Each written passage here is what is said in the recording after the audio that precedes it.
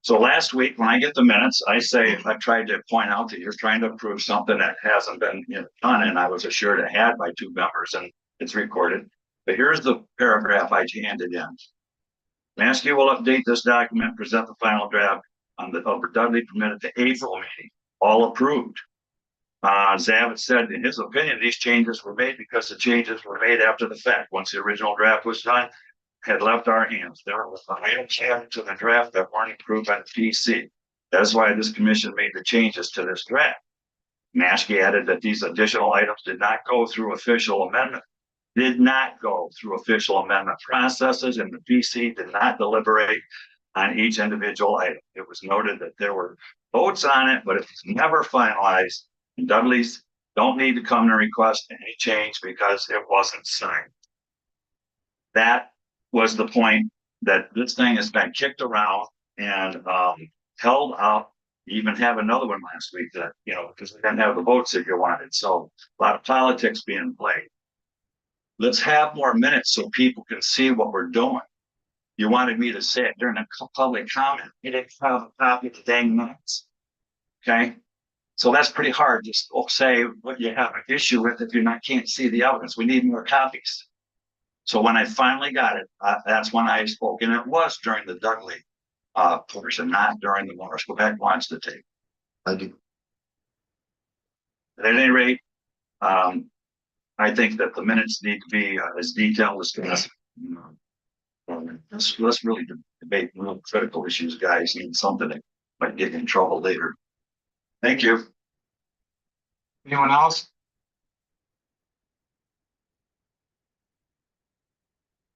No one else would like to speak during public comment?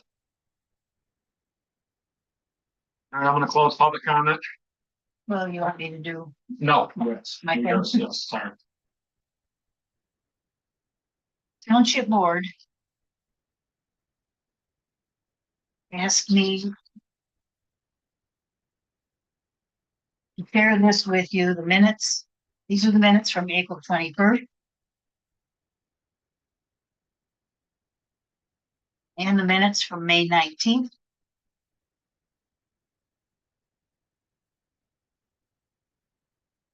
On April 21st, if you note down on number 2, under new business, that there were some current concerns discussed at that meeting about the changes that the Planning Commission is making to the ordinances. And they suggested that the board require a written notice if someone is requesting the change to the short-term rental or special use permit. And then on the second page, action item 2, motion made by Jarzell, support by Kyneth, that we direct the Planning Commission to require a written request for a change of special land use permit and proof of need and justification that would be spelled out in the request as recommended by our lawyer. And you'll notice it was a 4-1 vote. Same for the May 19th on new business 8.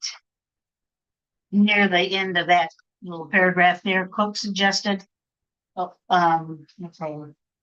zoning administrator included some suggestions for the board to look over, and the board can give direction to the Planning Commission on how to bring some ordinances up to date.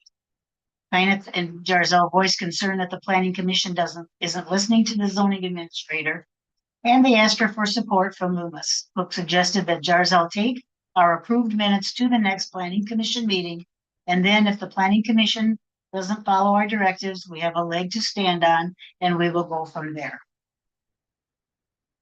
So they want to make sure that the board is aware of their concerns and their directives. What it boils down to is the township board voted, they also voted to lift the moratorium, but I see that's later on the agenda. The Planning Commission is directed by a vote of the township board to require a written request for a change of a special land use permit and proof of need and justification, some sort of hardship, to be noted in the request as required by the ordinance.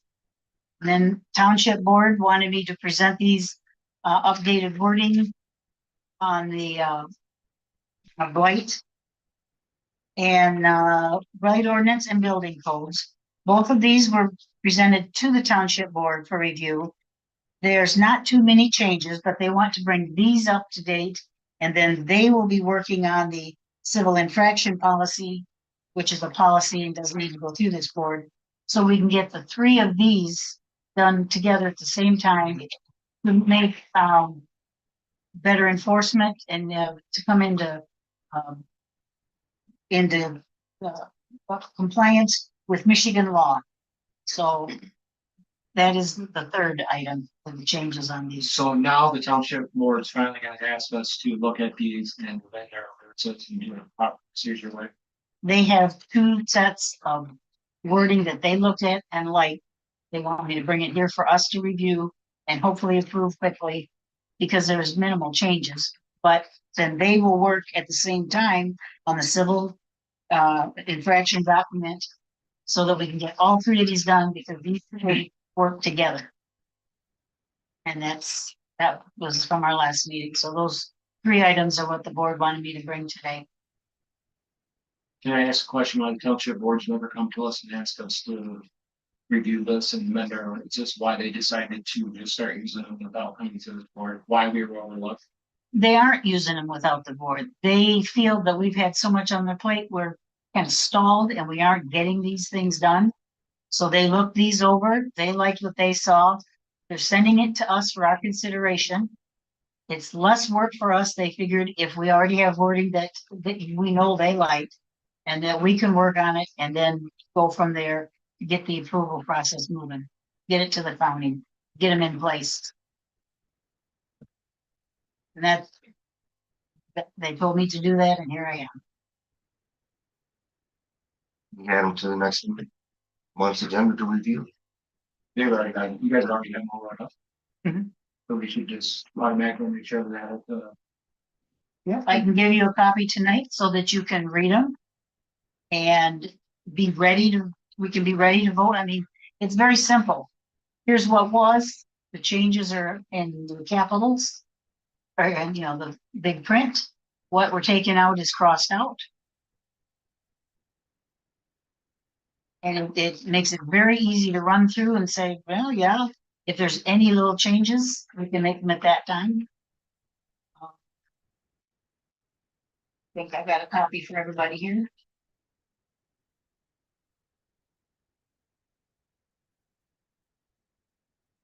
Yeah, this is the blight.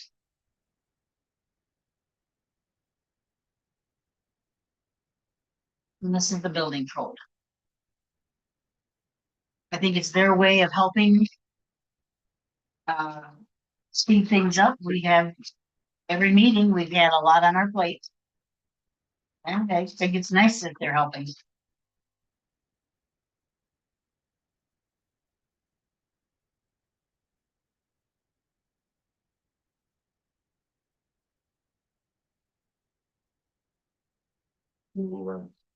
We'll add this to the next month's agenda then.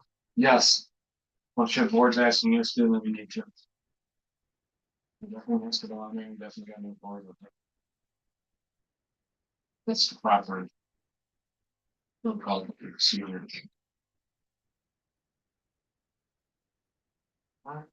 If you will, bring this to us, if you can bring in copies and getting them to us, so we get a lot of times we have to go through this or read this and move forward. The process of knowing done.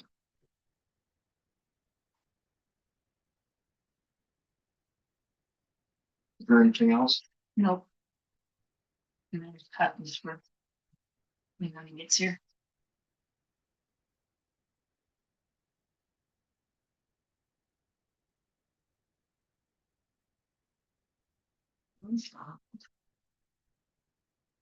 Alright, so. We're gonna move on to the, we're gonna close out the planning commission meeting. We have a motion to close it. Make a motion to close out to the planning commission. Roll call, Pledger. Yes. Randy, Yes. Mr. Dunn. Yes, We're gonna move on to we're gonna open, motion to open the special public hearing, I'll second that. roll call ayes. Aye. All right, so the special public hearing is on the TCA Management LLC. So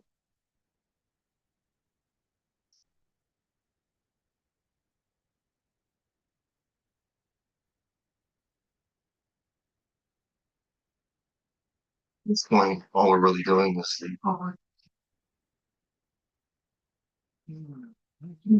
we have to go to move it back into new business before we actually continue.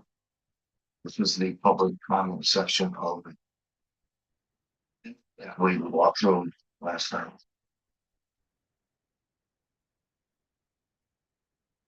is there any public comment on this TCA Management LLC Tri-County Area proposal for a less special land use permit?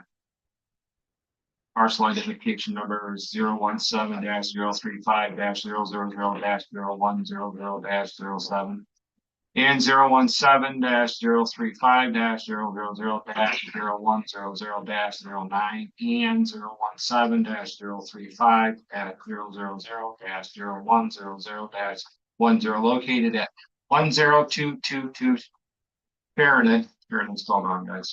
Rowan in Millington. Is there anyone that has public comment on this issue at this time that would like to speak during this special hearing? Oh, there was a letter that we didn't read in public comment. But Is it on the? it's actually on this. So that should be right It's now. not read down. Yes, correct. It's in the book here somewhere. Let me. Yes. Here it is. I remember it at the right time. June 7th, 2025, to the Millington Township Planning Commission. Dear board members. After attending the last board meeting related to Tri-County aggregates, I assume this meeting is just a formality since the board has let so many things go by. For example, the board voted to blatantly disregard ordinances by allowing Tri-County aggregates to haul materials in versus gravel mining only.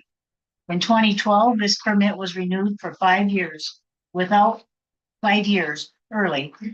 public knowledge. I assume that was to sneak in an additional 170 acres of property under the same permit. In 2024, the permit expires and was still renewed by a board that had 2 non-active members. This acreage keeps adding on the same permit, with zoning all over the place, including vacant farmland, I assume, for tax purposes, and parcel numbers all over the place. I notice you only cite one parcel number for the purpose of these meetings, but FOIA with the township, county, and assessor reveals others. Hours of operation for Tri-County aggregates are 6 a.m. to 6 p.m. Monday through Friday, with Saturday hours 6 a.m. to noon. I heard Mr. Gilling mention Saturday hours several times, suggesting additional hours for selling these landscape materials. The neighborhood really enjoys their day and a half apiece and hopes that you don't grant that request. Our section of Millington Township is zoned residential ag. However, it's turning into a commercial zone. I understand if it's not in your backyard, you don't have any skin in the game, but as a planning commission, you should consider all residents. The ordinance book cost taxpayers thousands of dollars and should not be dismissed on a whim. Apparently, people that live near the pit don't have any say in the matter. To refute previous claims, we have lived here since 1983, and there was not a pit at this location until 2005. There may have been an abandoned pit because there is no suitable gravel back there, as stated by Mr. Gilling and verified by Levy from Zilwaukee. All we want is clean air and water. Peace and quiet would be nice. We fought long and hard to stop this pit in the first place. Since it's here, nothing but a headache, working past hours, constant dirt on the road, infringing on others' property. Multiple complaints have been filed. Miraculously, these complaints are missing. However, they are addressed in meeting minutes somewhere. If the pit would just stick to the original reclamation plan versus what they're doing back there. It's a mystery. Thank you for your time and attention. Ina Beth Mayo. And then she's included some tax numbers, classifications on the map.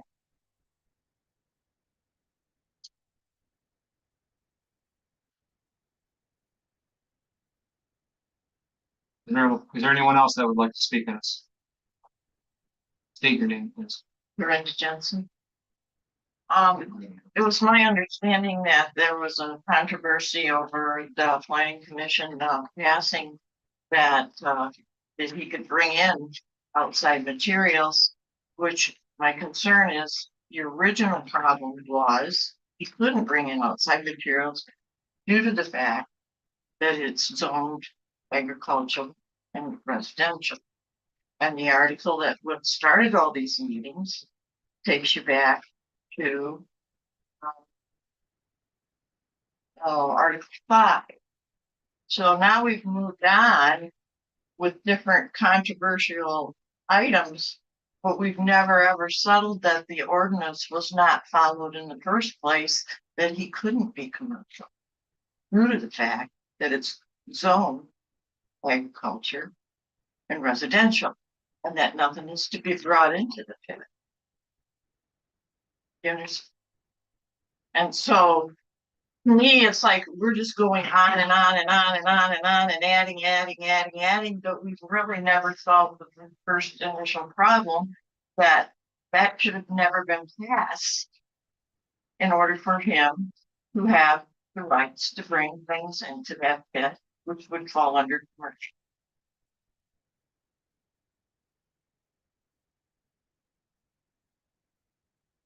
Thank you. That actually goes before the zoning board of appeals. So that's gonna be taken care of. So this isn't the venue where that will be heard. Is there anyone else?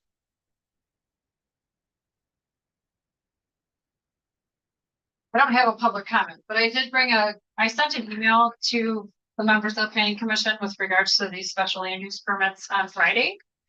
I just want to make sure that you have this in your hand because it's my understanding that you wanted to discuss what was in the prior special land use permit versus what's in current special land use.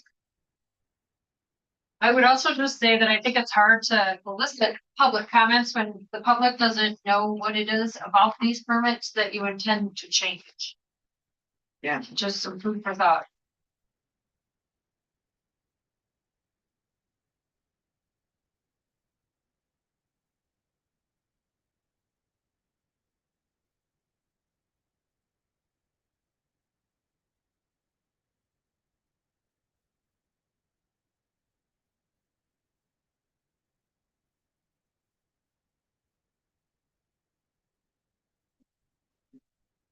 I thought we were sharing them.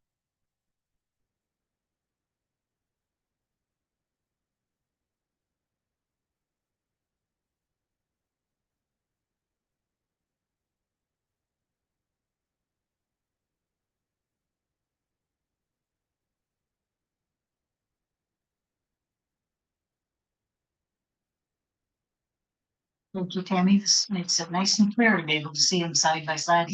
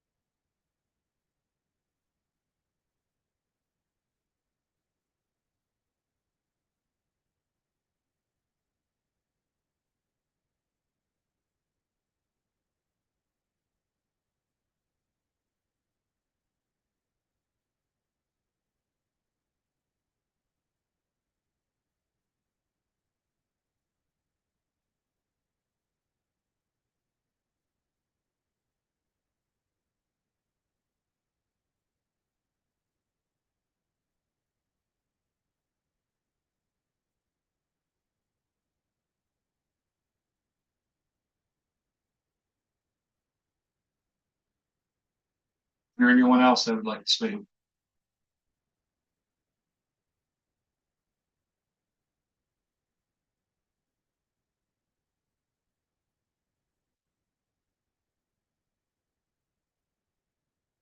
There's no one else. I'm gonna go ahead and close out the special public hearing portion of it. We have a motion to close this portion. I make a motion that we close out the public hearing for PCA management. LLC. Second. Roll call, Maskey, Yes. Mr. Fletcher? Yes. And that was yes. Yes. A motion that we open the planning commission meeting back up. We have a second, I'll second it. roll call, Mr. Fletcher? Yes. Maskey? Yes. Yes. Yes. Yes. So. You guys look at the sheet that was handed into us and.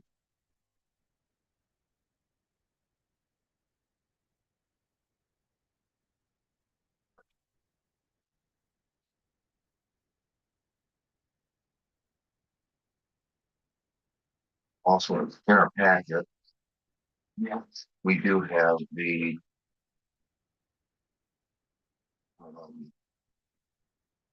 documents from 2000. This is just a renewal of it, right?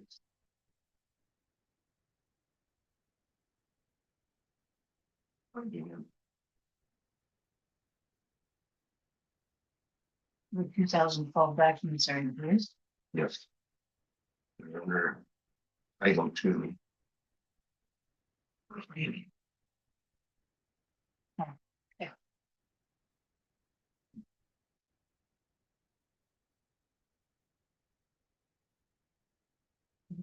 There's a list under item 4 of all the permit conditions, where actually these permit conditions in 2012 match the original 2005 conditions also.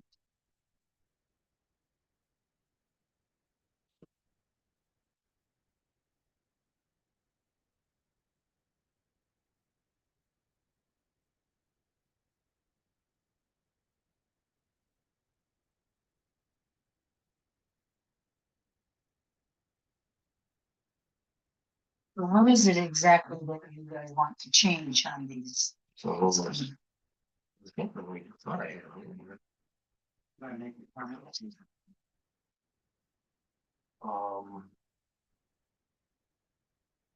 It was your application to make the change, so. Yeah, you can It speak, should I'm sorry. have been part of your public hearing. Actually.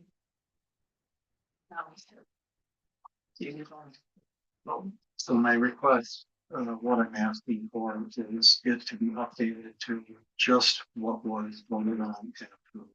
And it was to extend it as the permit was prior, except for we made a change of the setbacks to be 100 feet, except for the property that I own adjacent to it, which stays at 50. And that's just what you voted. That was not what I'm asking. so So what's in here that is different? no, I went through and compared the August 12th, 2024 special land use permit document back to the 2012. And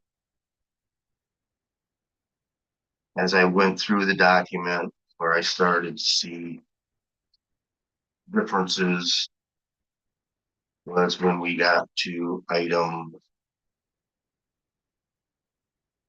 C. I have a question mark on that. But I think it still covers most of the information directly. I don't see on the new permit, Yes. okay? The new permit had a barn also. So, yeah, so I just looked at, again, those are my notes on it. So if we look at, my question, it should match item D of the old one. Well.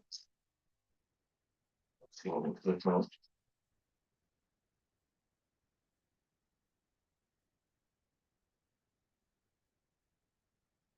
It does, it just is, I mean, it's not, it's minor difference, no one, it was one paragraph versus 2, so.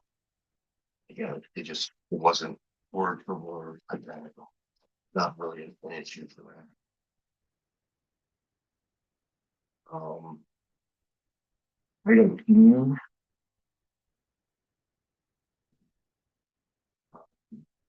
Put the mark on that, but it does say the permit specifically excludes production of processing of concrete or asphalt or creation or maintenance of concrete or asphalt plant on site.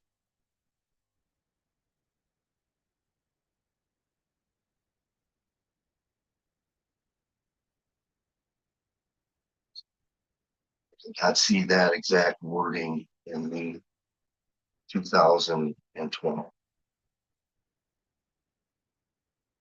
Again, we've always maintained what that word is, but it's not identical to what was in the 2000.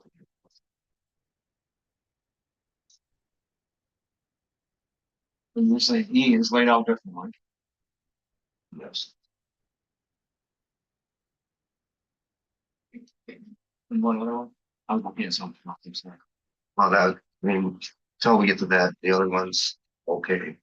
Just one, of them, it was just a single paragraph versus two paragraphs. But it's,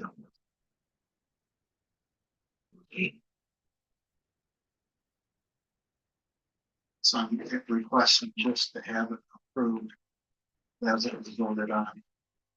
Continue everything the same way as it was in the 2012, other than adjusting the setbacks. Because there's quite a few small changes in there that we made. Could you list some of them for us so I can get in the minutes, please?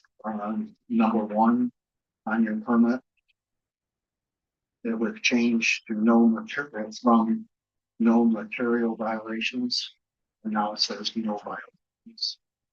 So there's a lot of little sensitive that has changed.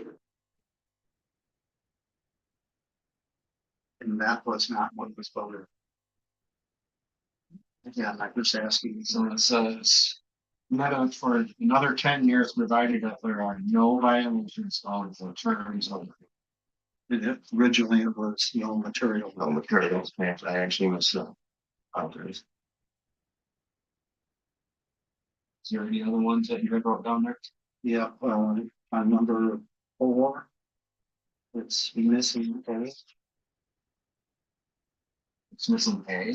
Yeah, you actually didn't even, if you look at the original permit, A is not even there. Number 4, A, the original A was deleted. It was listed somewhere else, so I thought. I did highlight that. So I guess I'm just asking it to get back to the original. Of what it is. 2012, your operational standards are letter B. Your permit conditions.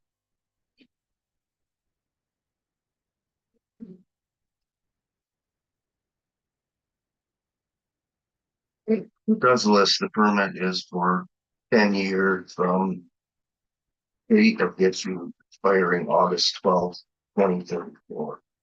Right, but again, A was deleted where it said no material violations.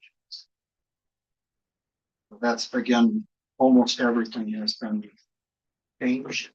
That's why I'm asking just simply, can we go back to what was voted on and what was approved in August? And that was to renew the permit as it was, other than adjusting the setbacks. But we don't have to go through each word, it's just the same permit. That's what you voted. But the same thing is in this one when we're comparing it. No, it's not. Well, here's 10 days before you renew a permit. Here it says permit is for 10 years. The permit. It's the subtle changes is what he's talking about here. It says 10 years provided that there are no violations of the terms, where before it said no violations of the term. No material violation. Material. Violation. So there are quite a few changes, and that's why I'm just asking just to approve it as it was voted on, because this is what we voted on. It was just to continue it, subject to changing which we agreed on. Was there, so there was some discussion about when you knew under a new ordinance that you had to update to that ordinance. Did you ever get that cleared up? Was there anything in here that is because the ordinance changed from 2012 to 2024? Tammy, can you help with that? Well, I think the planning commission should probably read the ordinance to see what wording comes directly from the ordinance before changing, the permit. I mean, maybe that was what it was. We referred to this new ordinance and that's why the wording was that way. But again, that's not what you voted. What we voted on was do it exactly what was other notice.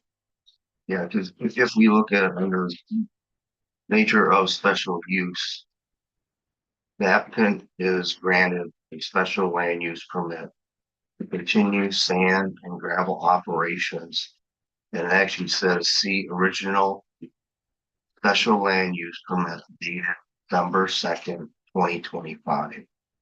So we're granting an extension of that Right. That's, original. that is simply that extension of exactly like that, other than we agreed on the setback would be 100 feet, other than Due to the changes in the ordinances.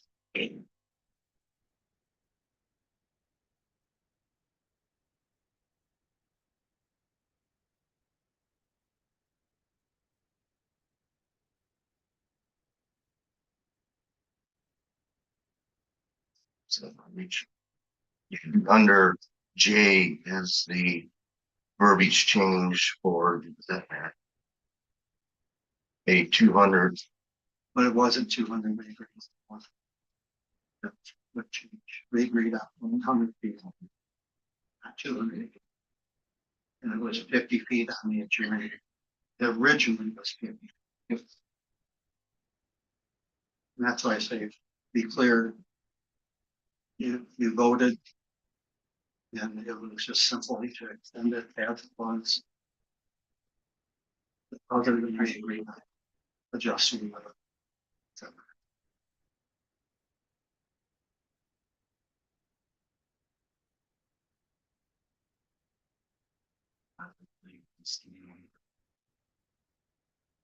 2012, and that one.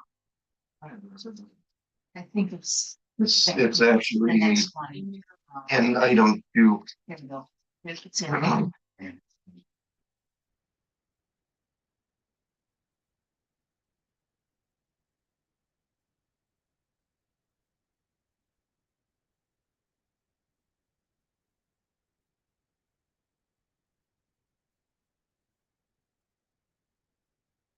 And even with renewals, you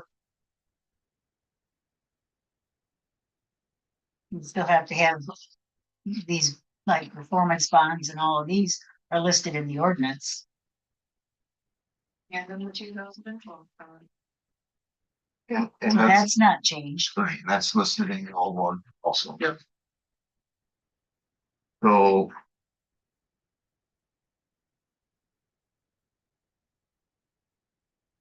we identified some smaller changes. I look at item G. I noticed the wording, the second sentence in that question, because it didn't match what was in the original one. That's why I say there's so many small changes that were made. Well, it changed like that in G. That second sentence simply clarifies. But doesn't expect. I'm just asking to have a change to what was voted on. Not trying to debate one of the questions. I'm just asking what you voted on. He voted to have it, then pretty much identical besides that buffer.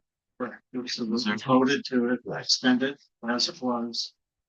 Other than we agreed on 100-foot setback. except for property I own adjacent to it, which would stay at 50.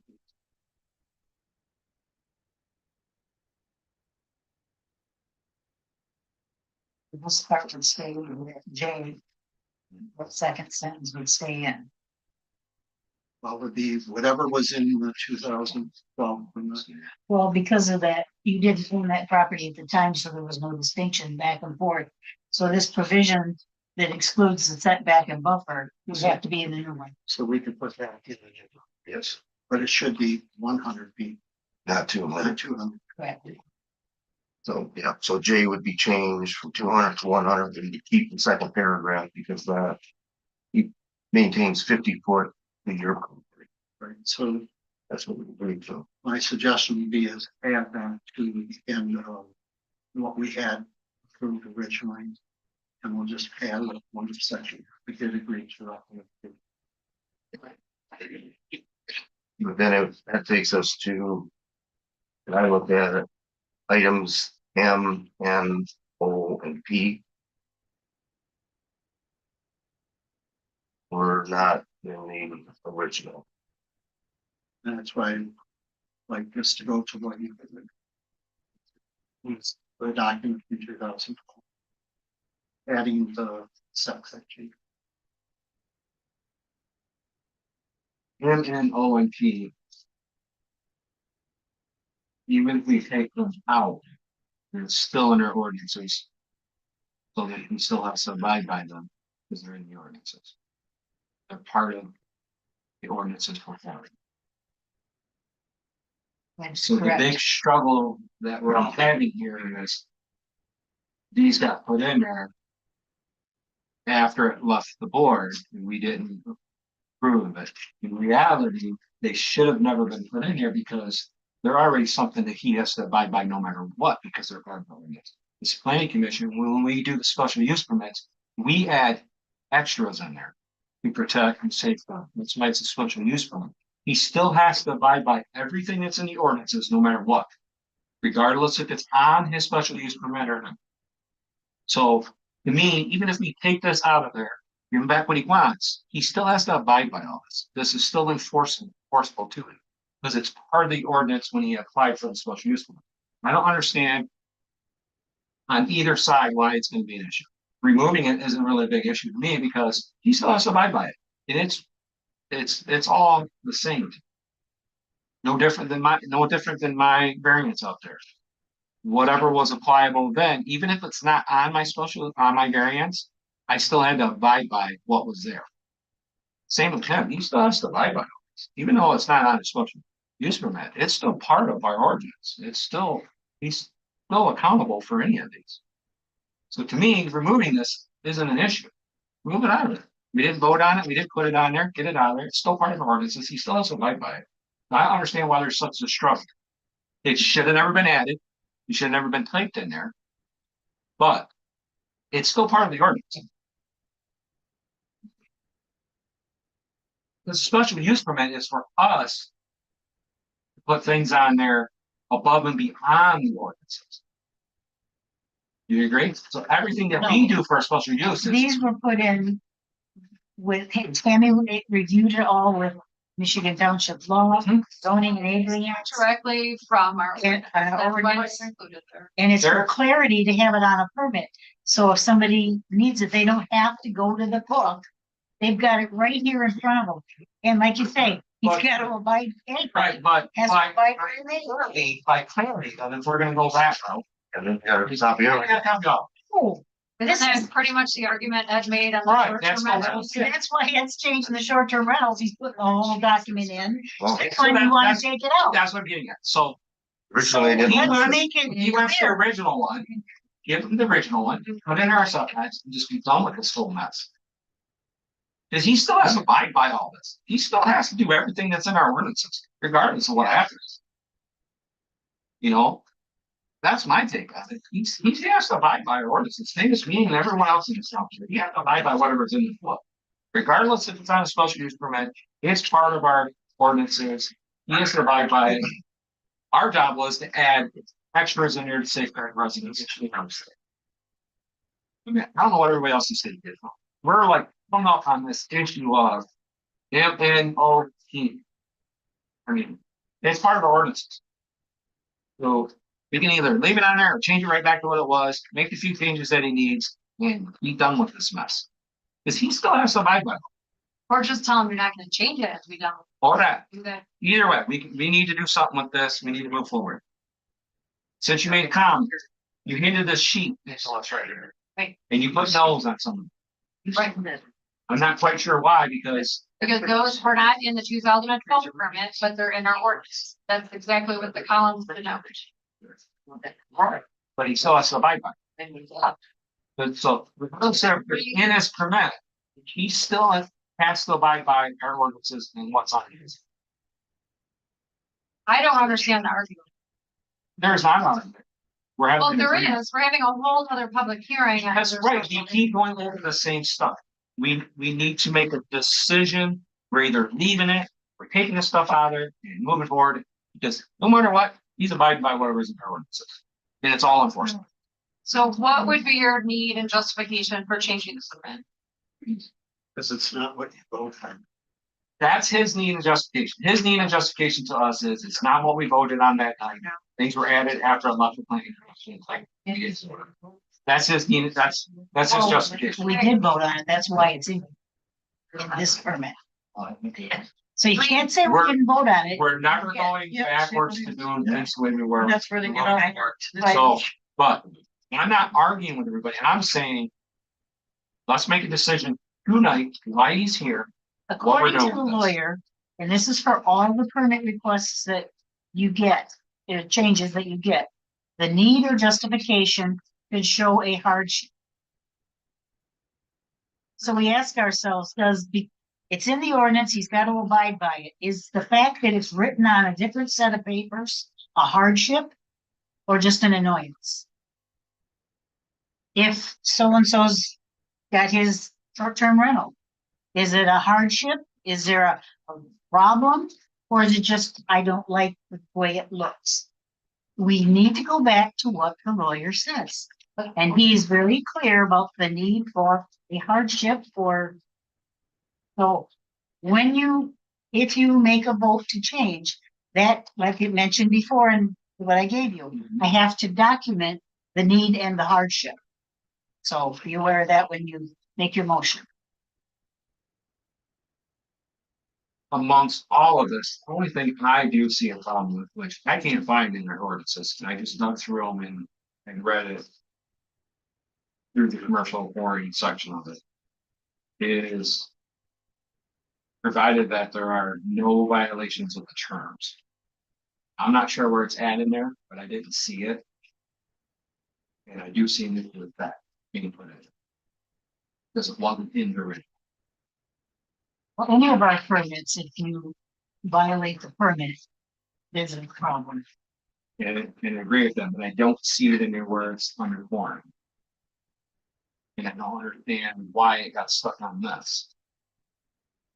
Other than that, Because it was in the 2012. what was worded different? Okay. Like, well, are you staying to the 2012 or what are we doing? We gotta do something with this tonight. We're not appealing this no more. Because Something has to be done so Throw an he can move extra forward. spoke Just in the asking wheel. Did you what you collect an voted. escrow for hearing for time? No. So So, then I'm just asking for what you voted. That's yes. technically you What you can't voted. have that That's here. what we need to do. We have an escrow for our special hearing tonight, considering it's a normal meeting. What's your ordinance say? It's right. Right. I mean, I- under a normal meeting, it's not just special Special hearing. during our normal meetings. So I did send you another copy of the procedure for processing special use permits. I sent that to you last week too and asked you questions. I sent them ahead of time so that you can have opportunity to review it before getting here. And I had called the office to ask if there had been any escrows collected on any of them being discussed tonight, and they said no. At the time that I talked to her, there hadn't been.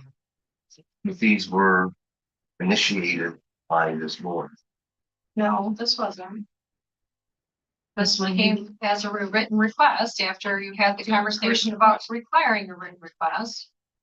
Remember that? And the other one, you actually got to, because the board told you not to do it. Since he put a request in, he's requesting a special hearing for us to go back to. Which 22 line? Yeah, but Okay, that's, hey, that written request came after we had actually published it in the paper. I should just say. Which means you didn't have what the lawyer said you have to have to hold a change. But it's what, You've made a mess, gentlemen. no, it's what's, yeah, if you look at the last item here, that was, I was gonna bring the video of it. You look at Hugh, that is what was said during the zoning board of appeal meeting, because we have the right to correct these using that verbiage that's in Q. Read the whole paragraph. And it did. What And- it says, the hardship, you gotta have a reason. You can ignore me all day, but you shouldn't ignore what the lawyer has told us. And now the township board has told you to do what the lawyer had told us. If there's no need, if there's no hardship, you don't make a change, whether it's Joe Blow in his pet shop or somebody else. It's not this issue, this particular one. It's Well- all of them that are on the agenda for tonight. But again, you got errors that we've identified in this. I'm just asking simply to what you I'm not asking. So identify the errors, give her the need and justification and make a motion. I would agree to, or And lay them out clearly so I can write them down. it should be 2012. What we voted on is proving that. That's not 2012. gonna be a motion. That doesn't provide need justification. He has to actually pick out the corrections that he wants to make and explain why they're important, and then you make the motion, you know, we all move. It should be exactly what you voted on, yeah. That's all I'm asking is what you voted on. It's the 2012. With the adjustment to the. Simply that. And what is the hardship cited that I got to put in my motion? Well, somebody might, it was added where they took out. No violations to, no material violations. That could be taken in a lot of different ways. I'm just asking again, what you voted on. You publicly voted, it's on YouTube. That's all I'm asking you is just approve it and it should say. What you voted, that's not asking for anything. different. Well, sort of. Because this one is related to the reclamation. So we, Whatever changes, right? But in my motion, I have to have hardship listed. And the hardship is one word of what is it called? Material violation. What's the hardship about material violation? It's too broad.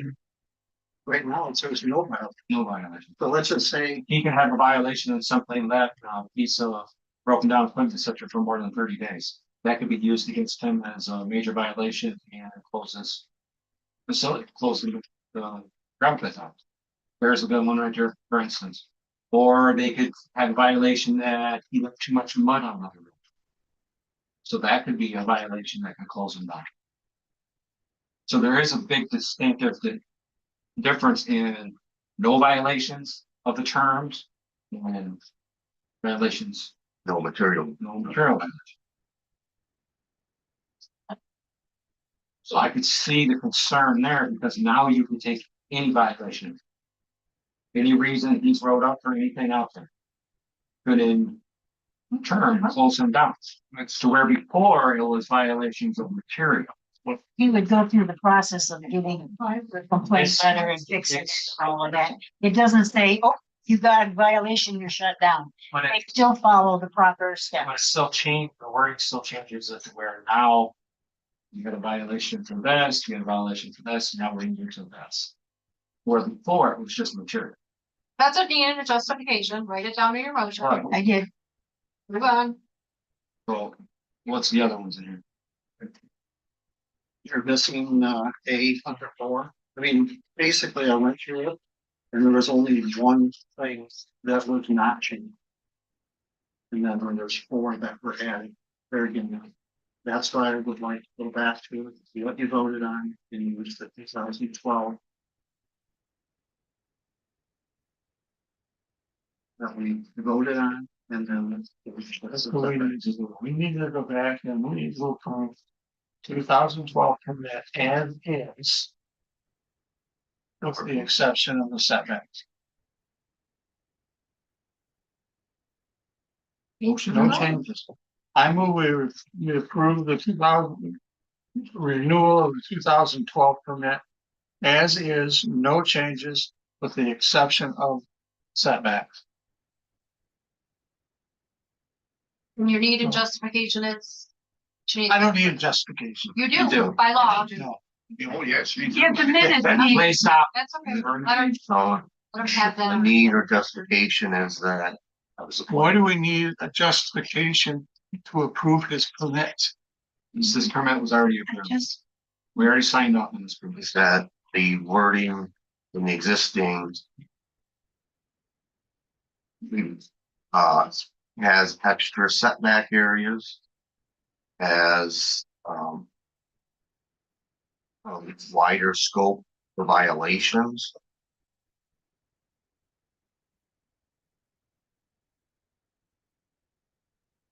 As supervisor shall conduct field inspections versus I think the other one's may. So the wording is adding additional requirements above and beyond we.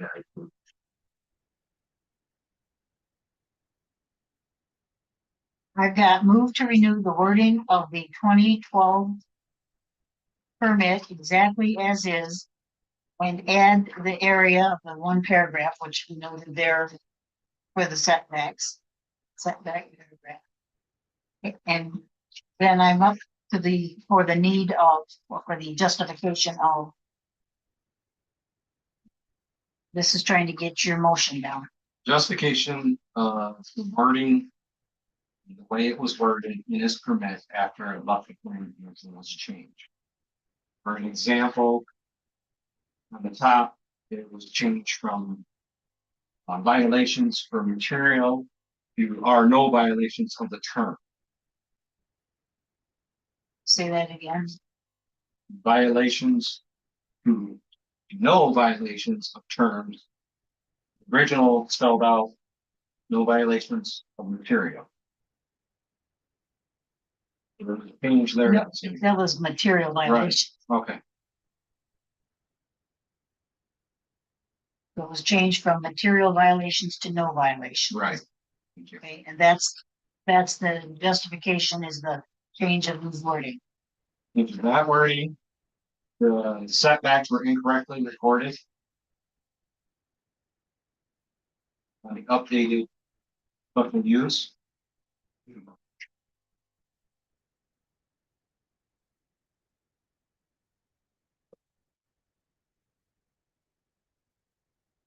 Okay,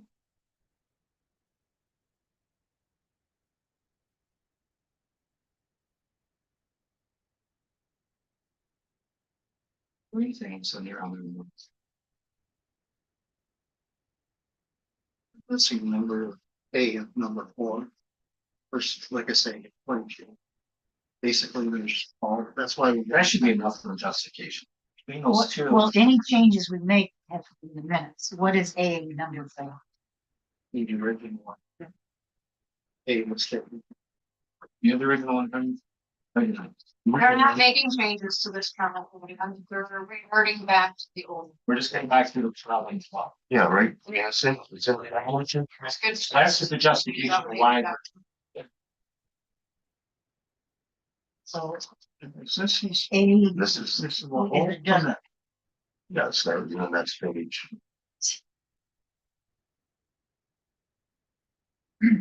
Okay, I'll read the motion. And you can help fill in the blanks. So I'll move to renew the wording of the 2000.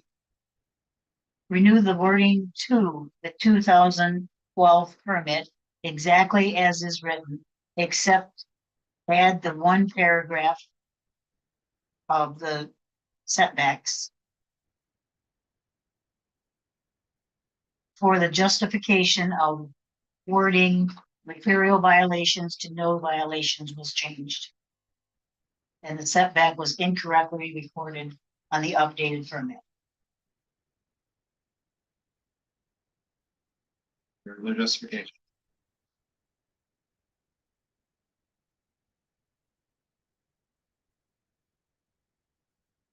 So does that cover your motion, Doyle? I believe it does. I would argue that that's just the needed justification for making that one change, not for throwing the whole permit. Yeah. That's just my. What's the one? The changes that were changed. No, I did not remember 2012. I had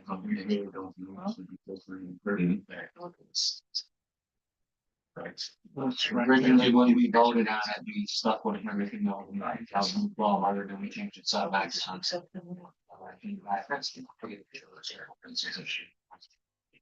So we're going back to 2000. So that this is in here. Not being those with hope, emotional distance, or suffering, so it's what it's done. So, yeah. Yeah. Two reasons that. We got a motion ready. We have a motion. Does anyone want to second it? Is I'll second it. there any more discussion on this before we take a roll call?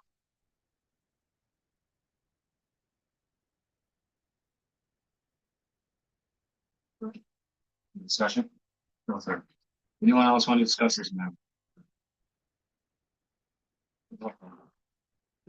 Maskey, Yes. Fletcher, Yes. Opperman, Yes. Gonzalez, Abstain. yes.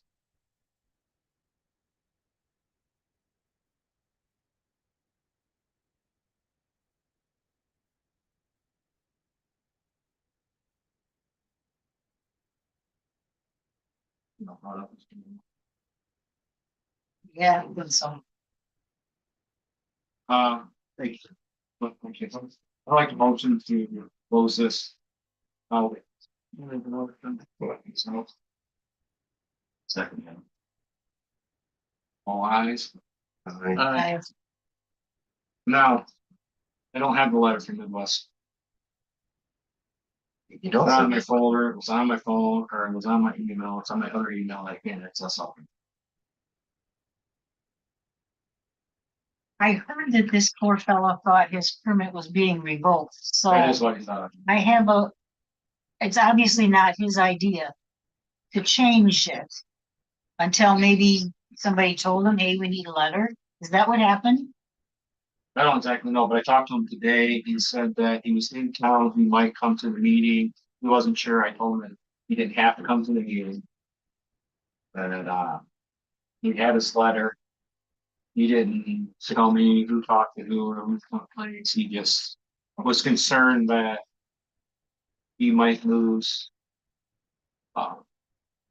You know, it might be revoked in some way or another. And I told him, no, it wasn't revoked.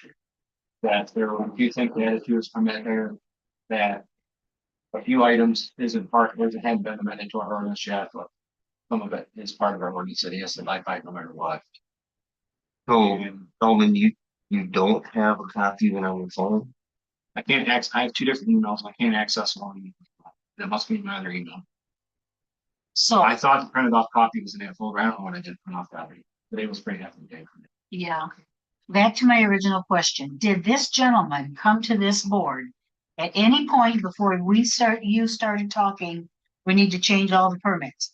Did that gentleman come and say, I'm unhappy with my permit and I want it changed? And I'd like an honest answer from the four of you. He did not come to me. Did he come to you? I don't have to answer that, but no, he did not. Okay. Did he come to any of you? Because he didn't come to the office and ask for a change. So I'm wanting to know Why are we even just thinking about it when this man is happy with his permit and he's been working with it? Let's leave the man alone. Let's leave the permit alone. What did this letter say to you? Real short, I mean. But until today, he didn't write a letter. And you No, I got the letter, I got the letter last week. And I printed it off. I swear I stuck it in the folder. I ran and grabbed the folder. And it's not in the folder and I don't know why. I get a lot of emails each day and I print them all off and I go through them. I try to keep track of them. Printed off the one that he was talking about, the procedures and stuff, and I started reading it and then I laid it on the desk and highlighted it to go back and finish reading it. But guys, everybody sends a lot of emails about a lot of things. There's a lot of reading to do. But you I definitely, try and do that. you I did definitely, get a letter from him, and I called him today and talked to him today.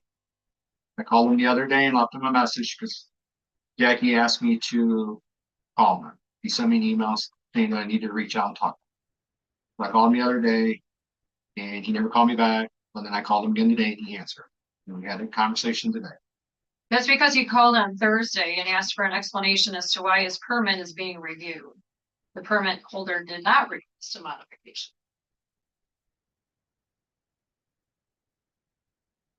so Let me get this straight. We find mistakes in a permit. No, they're wrong. But we can't correct them unless they're not we're wrong. correct. They match our ordinances. That does not make them wrong. But they are not what we put in the permits. No, we can't. No, we can't. The reason we can't correct them is because we approved them after they came back and we signed off on it. We should have never accepted them when they came back. And the issue is we weren't typing up our own permits at that time. They were letting someone else fill it. And there was stuff being added as part of our ordinance. These items, which are in his permit too, I would assume they are. That has absolutely nothing to do with an auto dealership. It should not be in there.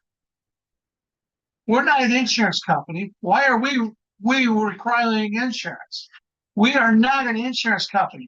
We require it, and then they don't have it, and then they get into a big lawsuit. Guess who's going to get hung out? No, you've got that. Okay, think of That's it. not correct. When That is. Look in the ordinance. Got a 180. Doyle, It's in our ordinance. if the township, we got this guy that's gonna mow our side, side of the roads. We are required to carry liability insurance Yes. for him to do that.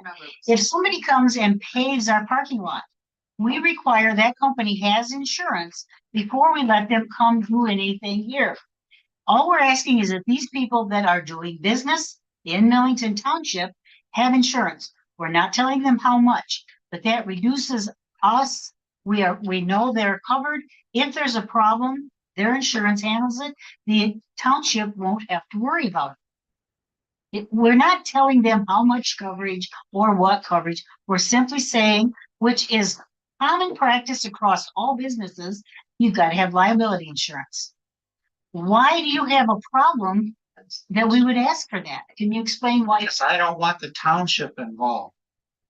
It's, And when you put it in here, it's in we the now are ordinances. involved. Because we're requiring it. And if we don't make sure they have it Where's it at? and they get in trouble, they come back on the township. They have to prove to us we have it. Section 503. You know where at? I can probably ask. so Calvin, can we at least have a complete portion of this? So this was actually in the email that I sent you Friday.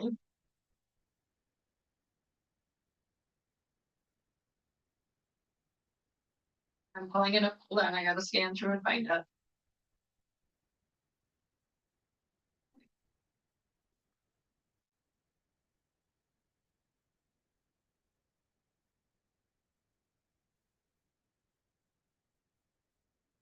Yes, I didn't reference the section. I'm sure I can find it in just a second. While you look at that, I'm gonna. That's what it is. So where I'm at is we had to we had it published in the newspaper. Okay, we have the public comment today, Mhm. you know. You have definitely, I have a letter. you have a letter. Yeah. I'm at your email. That's shot. I can print it off. I have the letter. I'll forward it in the morning. So can we continue considering you have seen the letter you have in writing? If that's what the board wants to do. But we need to make sure we clarify the justification of the change. Can you clarify that this meeting was all set and ready to go before you got that letter? Since as of Thursday, the man didn't know anything about this? He didn't know it until he got his letter? Again, Can you, those are important legal right, but Luann, things. I cannot get past why you're messing with something the man didn't really want you to mess with. because when Morris's had the zoning board of appeal meeting for their item, the chairperson was very adamant that per our ordinances, we follow item Q. We can go in and have these updated and correct. Read the rest of it, Ed. Yeah, Upon need and justification. You always drop that little bit because you're trying to slant it. So can I show you, I'll identify need and justification. If you wanna know need and justification. Okay. Good example is on the existing assignability of permit. The sale or transfer or conveyance of the property. On which the special land use is located shall notify the special land use approval. This property houses multiple different businesses. It's actually up for sale right now. So you're saying that when that property sells, it voids his ability to sell cars? Why can't he's gonna have a new contract with a new owner of the property. Has nothing to do with his special land use permit. But you've now put that he's gonna have to go back through and reapply for the special land use permit. That's a hardship. That's a needed justification. When it happens. When it happens. But that's fine. The whole, I mean, like, And wouldn't he just bring the new contract? According to this, yes, that's a need and a justification. You can make that modification. yes. I feel like every time I come here, I'm viewed as being argumentative and oppositional to the planning commission. That's not the case. I would just like to see the planning commission actually follow the rules, which you very seldom do. If you have a need and a justification, spell out the need and the justification, have it recorded in the minutes and make your change. There's no reason why you can't do that. But all of this craziness that has ensued around these changes is insane. So, and again, another justification is item F. Property owner may be held liable for any nuisance or other zoning ordinance violations that occurs on the property, even if the nuisance or violation occurs while the renter is occupying the property. That is actually a paragraph out of the short-term rentals. Has nothing to do with the vehicle resale cars. So that paragraph should not be in this document. 503. So I think we've shown the need to the hardships here. And making those two changes. It's still my point that Throwing the the baby out. bid holder didn't come to us.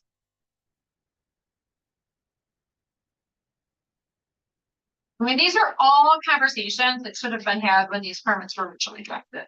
That's what the bottom line. Absolutely. And we failed to do it. And now we're trying to correct it and we're trying to move forward and make sure we don't make more mistakes like this. Period.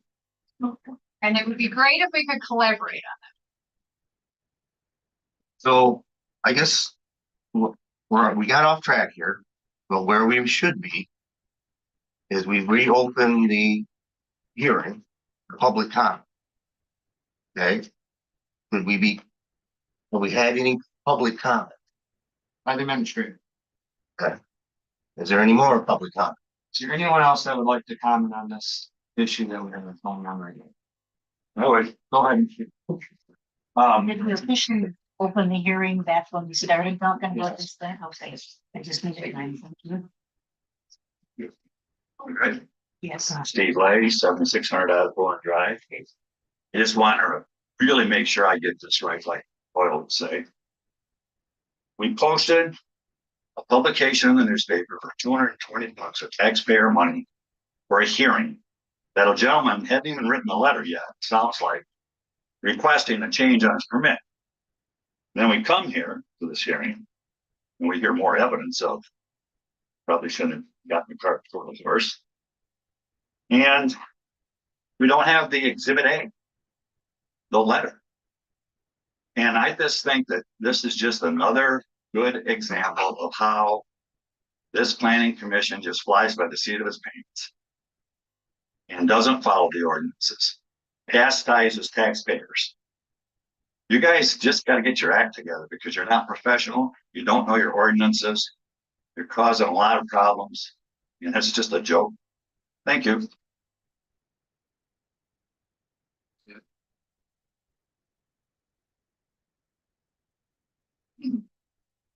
You have another public comment. Somebody else?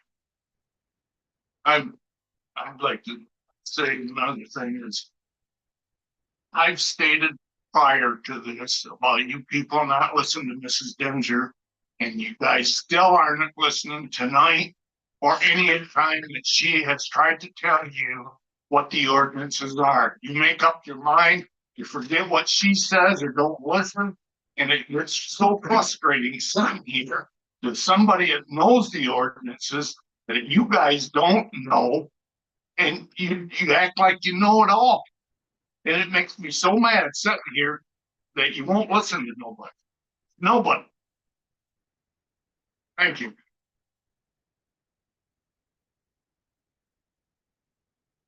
You guys have something to say, Ken? Anyone else? All yours. Listen to your advice. Follow what the attorney tells you. Don't go back, start ad-libbing things.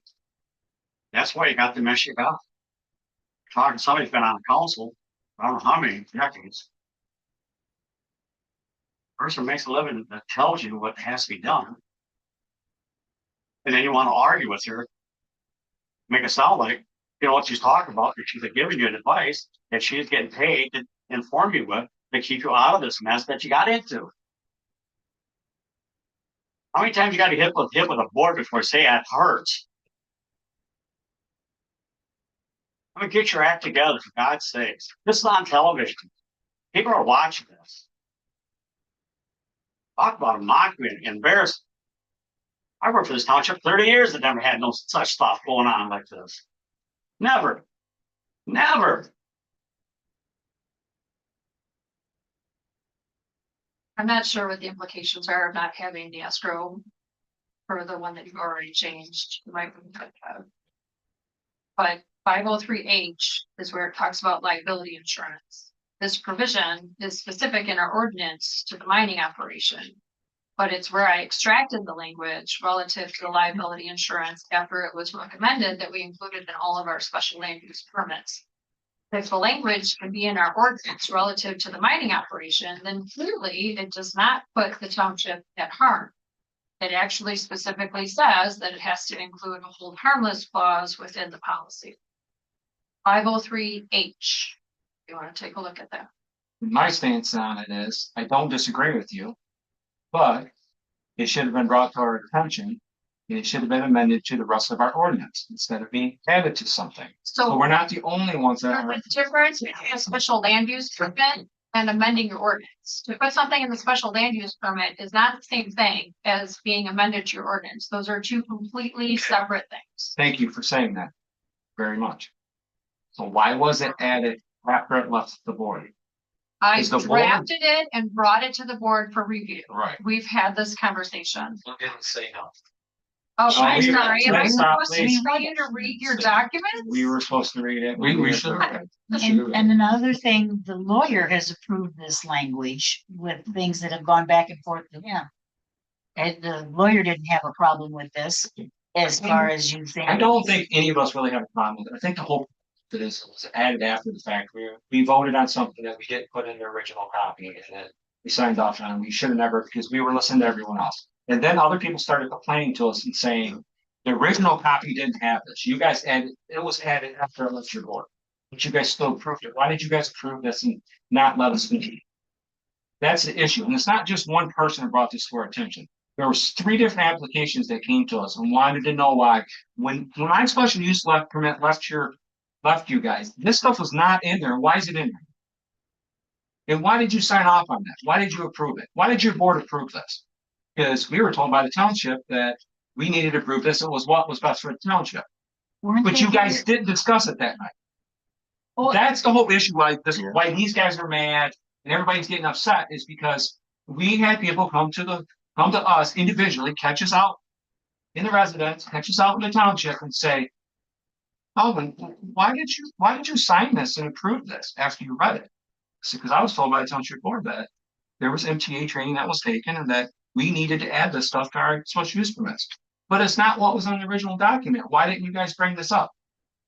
to be clear, there wasn't an original document. That's the only document that I ever drafted for you.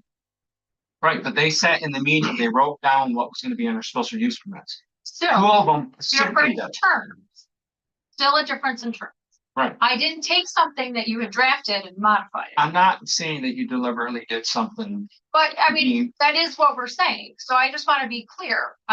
There wasn't an original document. I brought you the original document for you to review. Whatever changes you guys decide to make from here on out is totally up to you. Just follow the ordinance in making those changes. Albert. It just sounds like that you take what you're getting advised to, but everybody wants to put a little tweak or a little spin on it. From sitting back here, this is what we're seeing. And Those people on there see the same thing. and that is what happened. It was tweaked. It It was tweaked and spun after I left the planning. No, Yes. But I'm not saying it's against the ordinances. I'm not saying it's not what was best for the township. What I'm saying is though, is it's not what the board and a whole had discussed. Luann, you didn't even discuss this stuff. Until after we come back and we sign. she brought the thing, it's here, we That's look fine. at it, we discuss Do it. whatever you want. Here is the procedure to do, is in front, like she said, she brought us one document. That's what we discussed and approved. That is what we heard. And every time you say this, there's more added, you're indirectly blaming somebody else. Me, Yes, me. that added something and she gave us one document. Tammy has not given us, Signed it. sneaked in 2 or 3 documents. She gave us one. That's. And don't say again that these things were added afterwards, when that's what was sitting in the document in front of us when we voted yes. If they're sitting in the back of the room and taking notes and they may have missed the wording because they didn't have a document in front of them, then that's just happened. That was an accident. You can't fix that. But what we had in front of us is what we voted. That's the problem. That's why I have a problem You changing. guys not listening to what she's trying to tell you. You guys aren't listening. No, the problem is we didn't type them up ourselves. The Or special read them. use permits should only have in there what the planning commission Read them. approved. Everything else is in the ordinances and they have to abide by it. I've sat here, I don't know how long. All right, so Listen, like promise, and you don't listen. what are you doing? Yeah, So, We haven't- yes, right, we haven't. Hold on. Is there any more public comment?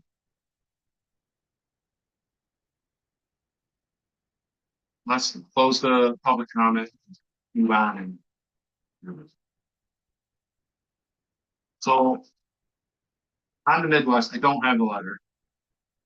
And I don't know where the justification is gonna come from or what way we're doing. So I identified a hardship or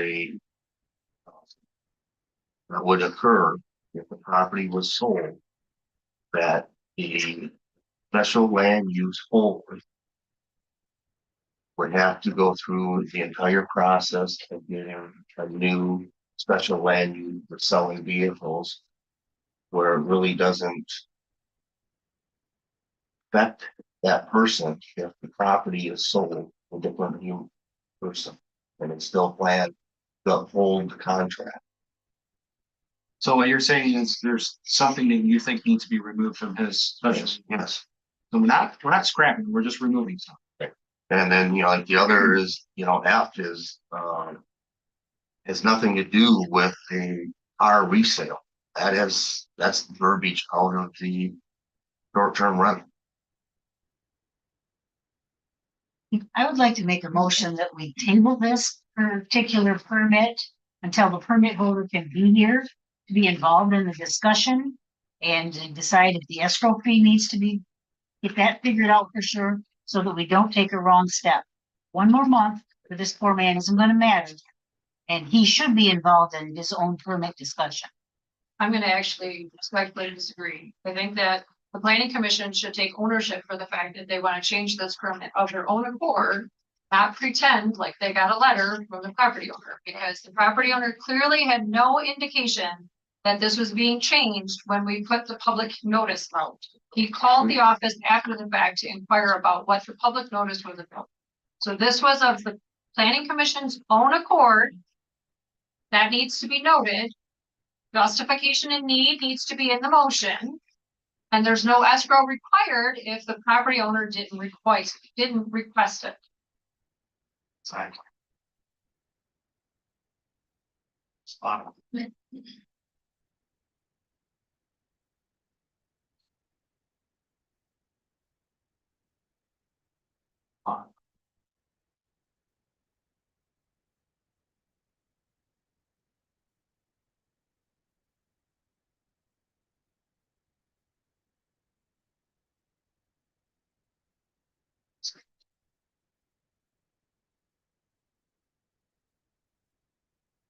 So we want to walk through this permit, make the changes. Or Luann actually was starting to make a motion to table it. Where do we go? No second, so the motion dies. The motion died, we're not tabling this. Okay. We're either going to leave it as is, move on, or we're not tabling, we're getting through this and we're gonna be done with this. There's no reason to keep tabling it. I thought Ed was in the middle of giving a motion. So I guess what I would like to do is go through the items that I feel need to be changed. Like you did the short-term rentals. We can make a motion on each item. So item 3, I would make a motion that we change that verbiage to just be special use permit is non-transferable. That's the permit is not transferable. They can sell that property because he doesn't own the property. This is unique. He does not own the property. He's renting a section of that building. So that building is sold and the new owner says, I'm just gonna uphold the contract that you had with the old owner. It doesn't affect the special land use permit, right?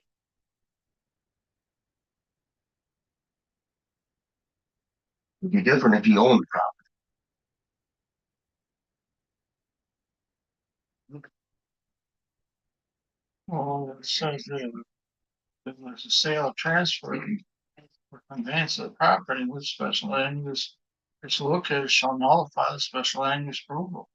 Right, so then he has, even though the property is for sale, right now it actually is for sale.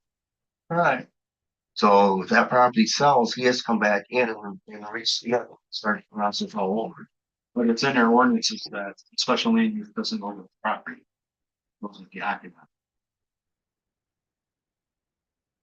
What's the difference between a special land use permit and a variance? That's why the state of Michigan says, do not want you giving out variances.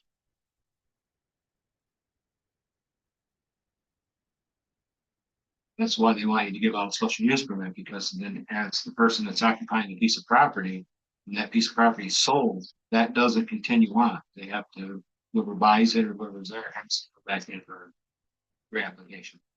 But he's renting the property, the I area, that's understand why. that you're renting it, but it's still the owner that has to come in and apply for it. Todd has to come in and verbally. I think he has to be the one that really fills out the application.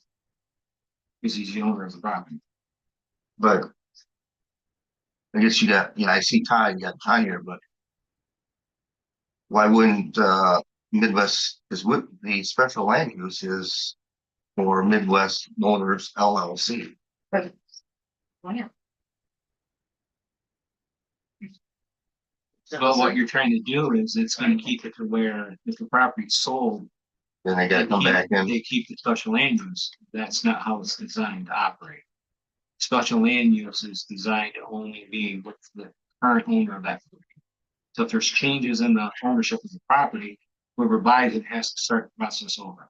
But I mean, if that's the way. I'm just saying that's how it's in our ordinances and that's MTA's reasoning between the special land use and the variance. Alan, can you point to that within the ordinance? No. I'd have to go back through it. It's been a long time since I read it. If that's what we're gonna use for. I want to use justification, but it would be for justification to not make change to Ed's motion, then we should probably know what that reads.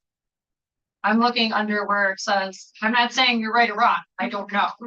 But my recommendation is that we look to the ordinance to see what it actually does.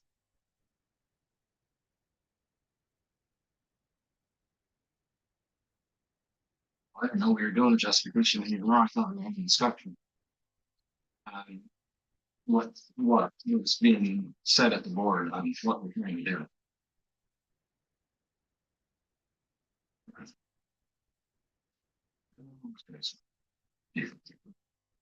Special land use permits is article 18. Two, it's in a 512, too. 502 is gonna be specific to the driveway.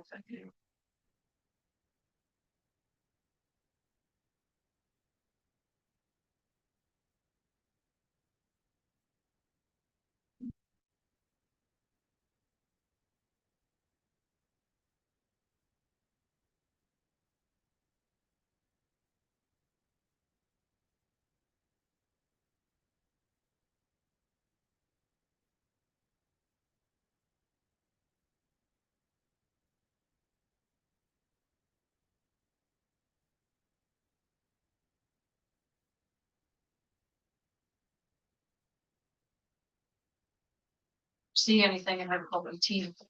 So that might be something to check with our attorney to see if that is the case.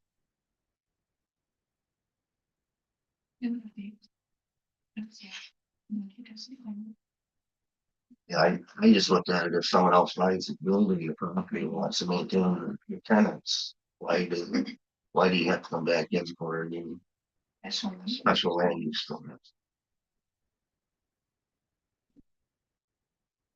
Wasn't the special land use permit granted to Todd? Even though No, Kevin was the one that was operating in West? Todd's the local contact, because we required that they had a local rep. And that's who Todd is. But actually, the permit itself Well, is this Midwest Motors LLC. slash. So Yeah, if you look at section 1801, Yeah, 1801, it says that the signature of the property owner and the signature of the petitioner. So that's why it's he's on there. different from the property owner. So the property owner would be And that's why Todd's on there. incorporated into the owner of that special land use. Special land use, as I said, is granted to the property owner, goes with the property owner, and then when he sells, it doesn't stay with the property. No transfer. They're transferable, according to MTA training for night, so way back in the day. I believe I took it with my sitting in. And that would probably be why I put it in the permit.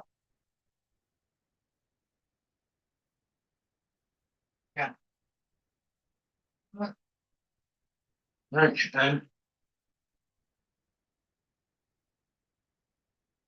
that is my thought on changing that.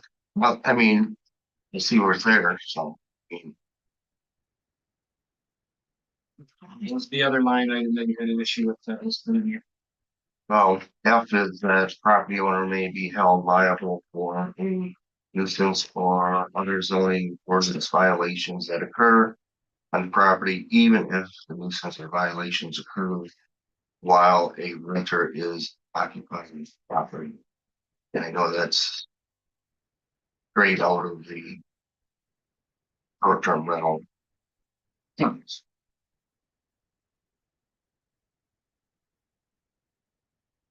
But you know who that goes against. It doesn't go against Ken. It doesn't go against But Midwest Motor. It goes against Todd. goes against Todd. It keeps Todd liable for the problem. Which is what you would want. He's the property owner.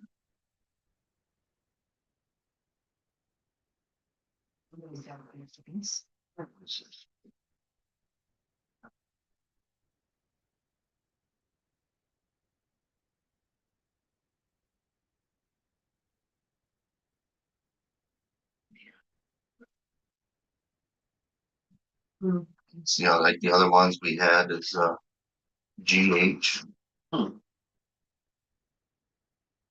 Grade eight. These are the things that are here to protect the township.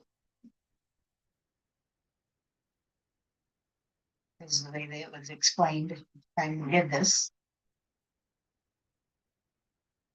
But they're not in the zoning ordinances for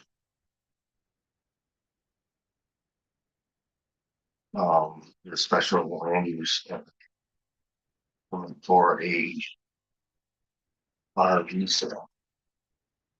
There's nothing. in the zoning There's ordinance. nothing. So that's not a the justification might be that you weren't aware that it was in the permit, and so you didn't realize that you were voting on it. But your permit can't, your justification can't be that it's not in the ordinance, because it's not supposed to be in the ordinance. It's supposed to be in the permit. Those are two separate things. Yeah.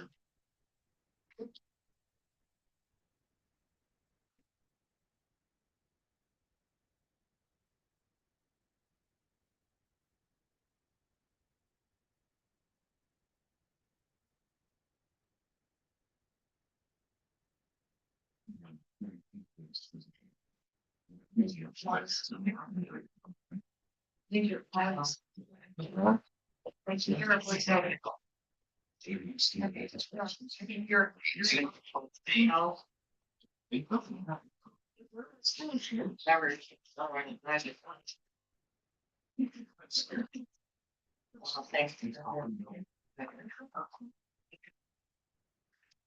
You have to make a justification and a motion if you want to do something with it, or we move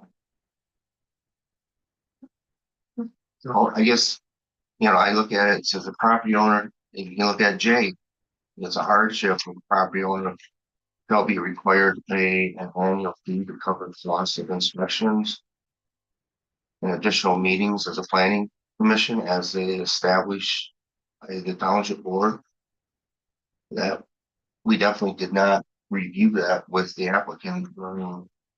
So it's as may be established by the township board, so that if the township board does implement fees, they're responsible for paying. So that if the ordinance changes in the future, you can still use the special land use permits. We'd have to redo all the permits. Caught up to the new ordinance. It's looking ahead.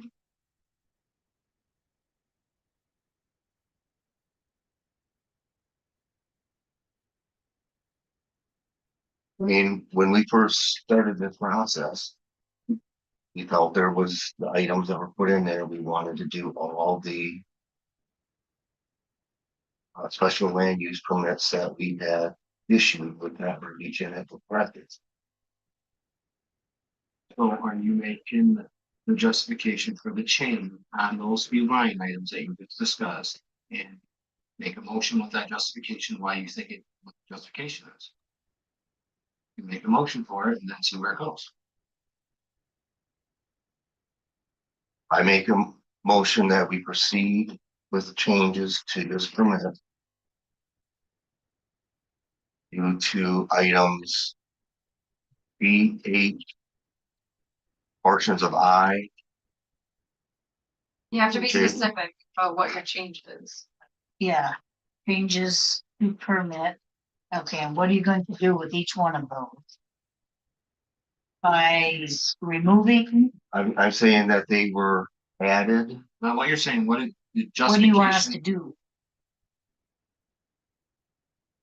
I would say they should be removed because we did not discuss them line item by line item during the original application process.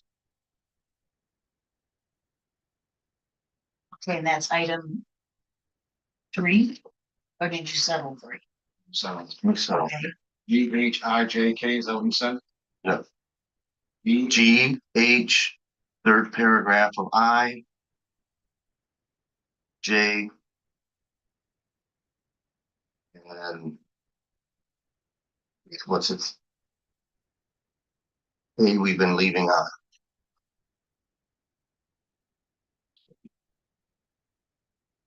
So B, A, third paragraph of I and J be removed. You want changes to the permit by removing items G, H, third paragraph of I, J.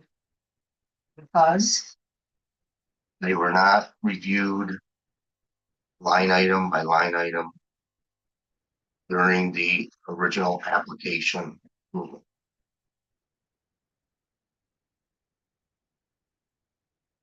that's considered a hardship, or either another hardship.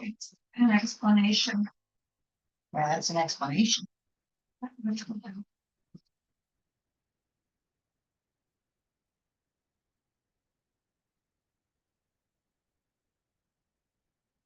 The same can be true about the very last.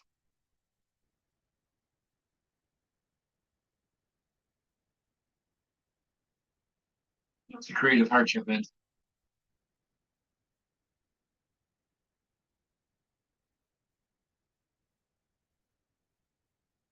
The hardship is the applicant and the board itself did not consider these items. You can speak for the board, I don't speak for the app.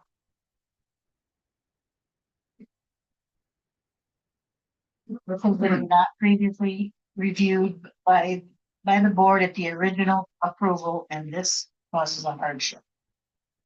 Because it didn't.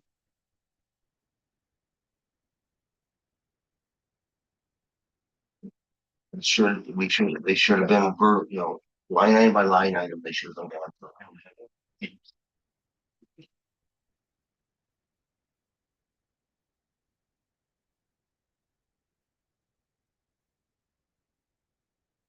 we have a motion on the table. Is there anyone that would like to second it? I'll second it. Is there any more discussion on this? Matt, any discussion, which goes out, More discussion.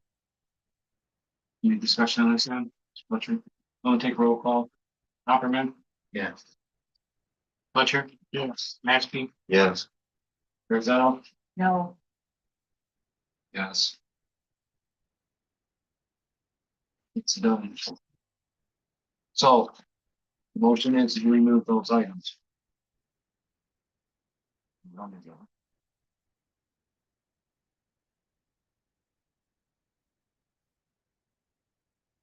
That's one is close this special hearing. Motion planning commission meeting there. so actually, we're still in new business, so we don't need to just a new business. We move on to item I for new business. Sorry.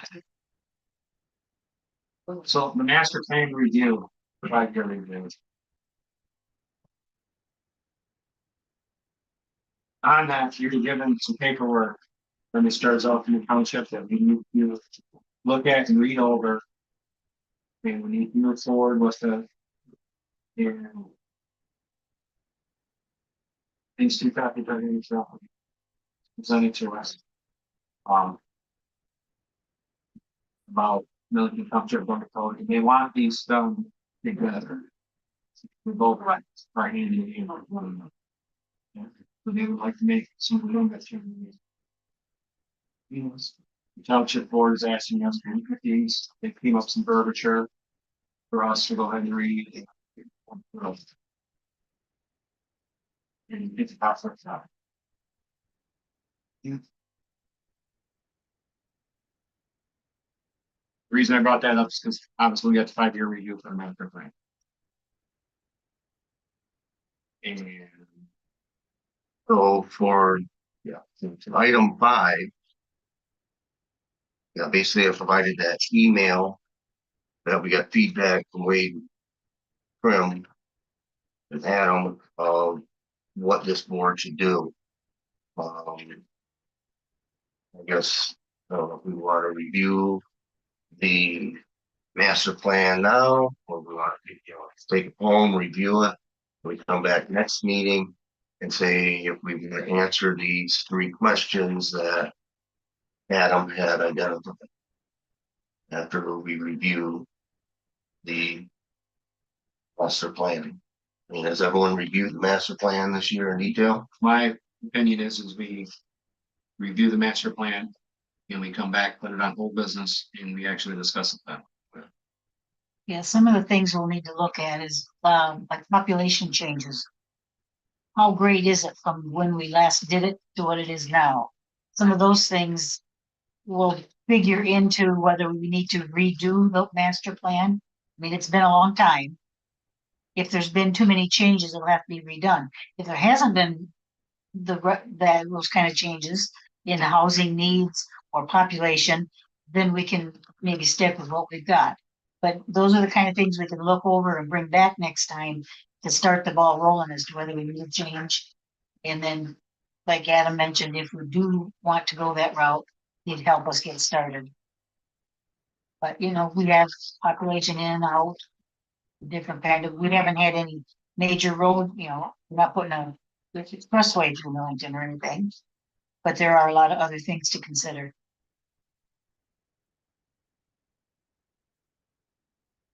That's my opinion, that we table it and look at what Luann brought in light to us. We see if we can't answer these questions from Adam before we come back. And then we need a motion or just discussion. I'm good with that. I just like a motion to table it until the next. Move we table this to the next meeting. Support. All eyes. Aye.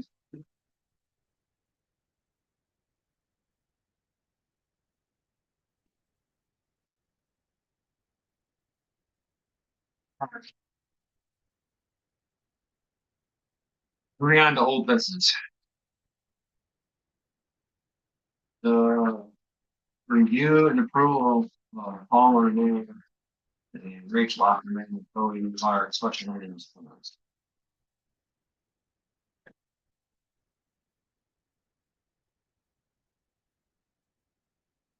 So in the last meeting, you guys went through these again. We reviewed and actually approved Paul and Renee Dudley. Oh, and we did bring up, we walked through the 3 A, B, C, and D. D wasn't on the sheet. The meeting, we made the motion that I would add that. What we missed was the A was still stated at 7. And we needed to 9. That was missed on the other one, and we've been approached by the special land use holder within 30 days. That be an issue. Or the correct one. You go back. Did go back and reviewed the videos. I got it noted the exact time that we voted on it.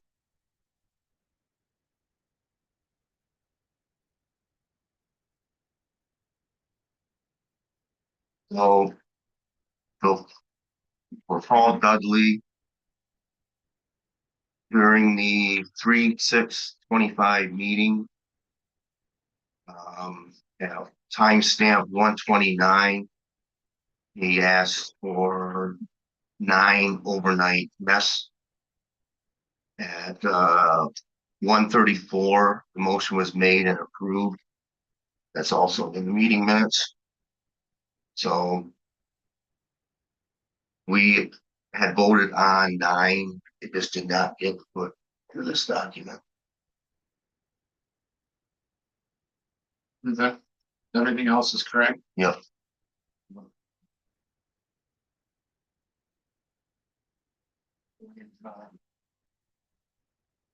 Yeah. I'd like to make a motion that we approve this and sign this. And done with it. I'll second that. Is there any more discussion?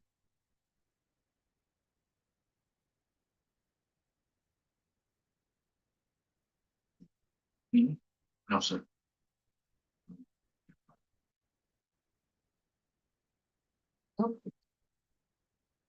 Is there any more discussion? Mr. Chairman? Anything sense? I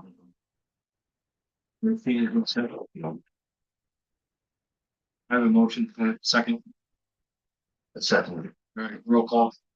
Copperman? Yes. Fletcher? Yes. Ramsky? Yes. Chazelle? Yes. Yes. All right, hold on.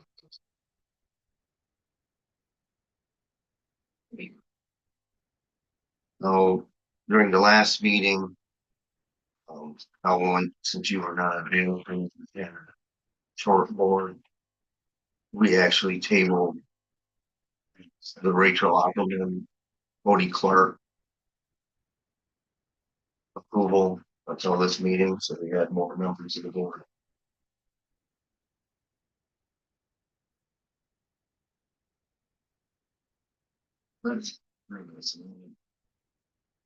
So, so Well, I'd like to make a motion that we approve. Clark and Ray Opperman's. Ray Opperman, Cody Clark's. Special land use permit. Okay. As presented. I do want to make it known that I went through the minutes 10/14/24 when this permit was approved. And this paragraph, it says the motion was made to approve the request as it meets all the standards in the Millington ordinance. Motion was made by Pletcher with the following conditions. And then it says the 4 vehicles, the people, the quiet time, and then add applicable conditions E through K from the template for insurance and liabilities issued. That was part of the motion that we made for this permit. And now we're taking it back out. But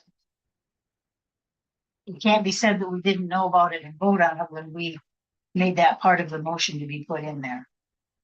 We should just clarify that. Give put that in minutes. I'll just make a note that I brought it up because Okay. they're not in the current one. Okay. But they were voted into the first one by the board. Are you making a motion to do something different with it, or are you just bringing it in light? I'm bringing it to light as I don't understand again why we're taking these things out that are for the protection of the township, and I don't get good reasons from the rest of the board to make me understand that. Okay. It was important enough to put in as protection to the township, and now we're taking it out. So, Anyone else have a discussion on the concerns of Mr. Rizal has? no, just that, again, we also went through these items and voted on them during the March 6th meeting. do you want to note the changes from the original permit? Like he had requested, like C was one of them, I remember. Did you guys pursue, sorry. Yeah, we went through it and talked about it, but we did not All vote. of it. So you guys already discussed all this. Yes, March sixth meeting we did, we went through line item by line item for that meeting. And we voted on them, these changes Okay. in the March sixth meeting. You need to be done with this. Are you in agreement to that? Mr. We're gonna be done. No. Oh, yeah. All right, so I made a motion. Anyone second? it? Second, Can you tell me, what was your motion? The motion is to approve this as it's presented to us.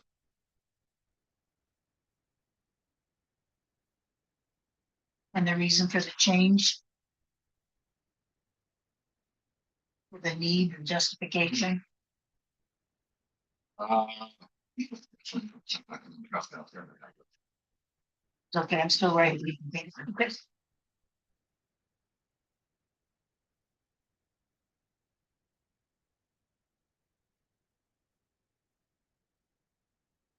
Is because the applicant brought it to our attention that he felt that there was stuff in this application that wasn't there for what the board approved.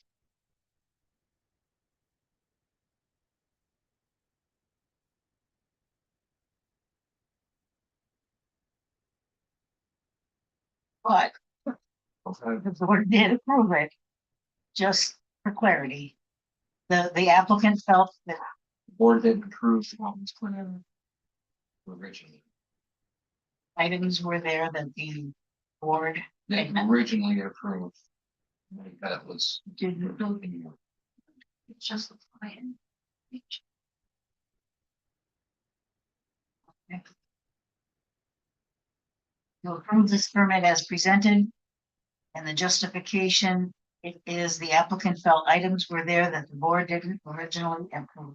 That's for discussed. So. Some more discussion. Yeah. Fine. We do roll call. Mansky, Yes. Richard, yes, Gazelle, No, yes.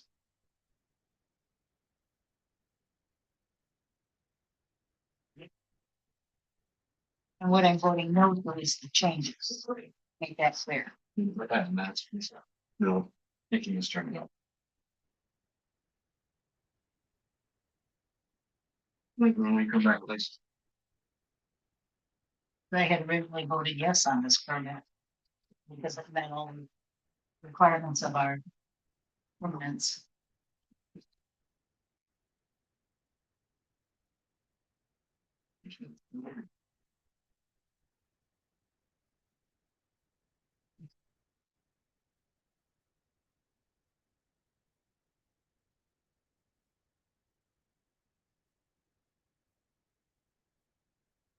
All right.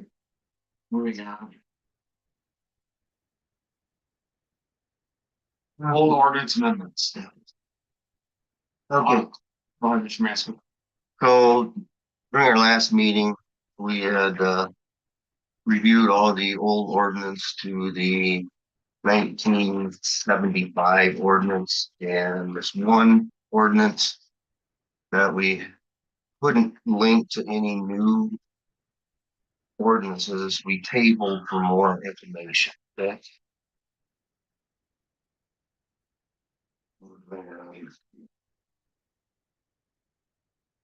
The ordinance itself is ordinance 78-2.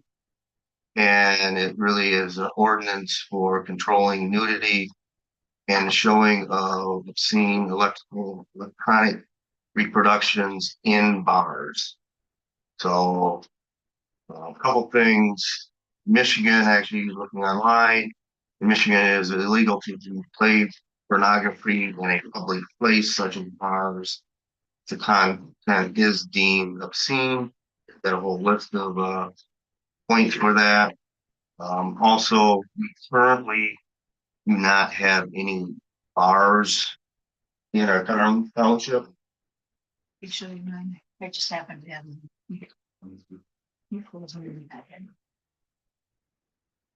So this ordinance itself would be obsolete already, okay? Because it was based for the 1975 ordinance, okay?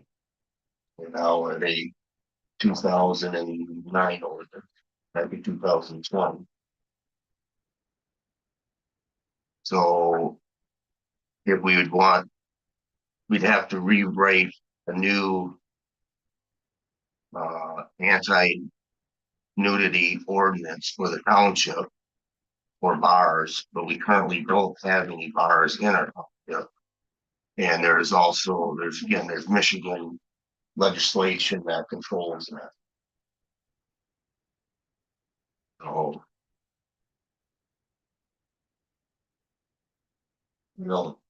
I don't see the need to, have the public hearings, create a new ordinance when there's other controls and we don't have any bars in the township. I don't wanna interrupt you, but there is, Cardinal is, in township is all sides of the park, it's also Am I- parts of. I apologize. I'm not trying. I was thinking that was, okay, And my bad. they have an STM license. Okay. Yeah, but they are outside the village limits. Oh, okay, okay. That's why I said something like that, My error. Let's get a heads up. But public places would cover everything. Not just bars. Instead of bars. This Because one's, you wouldn't want nudity in a anyway, restaurant but, or, but this ordinance, station. this ordinance is written specifically for bars. okay. No, go. I apologize, so they're thinking they're in town.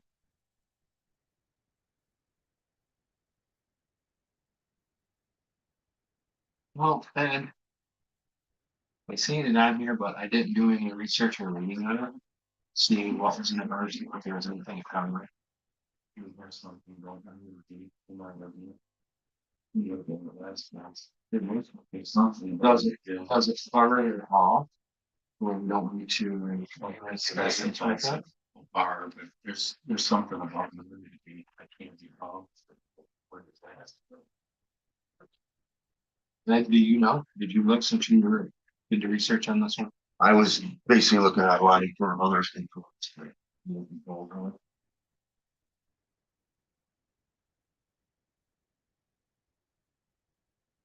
I don't think I have enough information.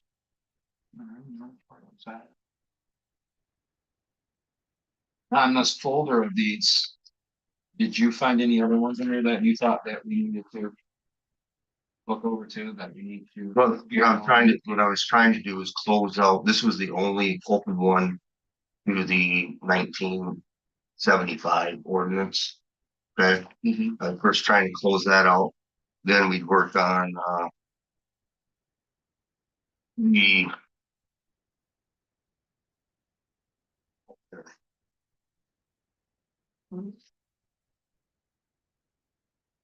2002 active ones, okay? Okay. But I was just trying to close out the 1975. It was the only one, every other one we had identified, no actions to be taken, mark as inactive. Okay?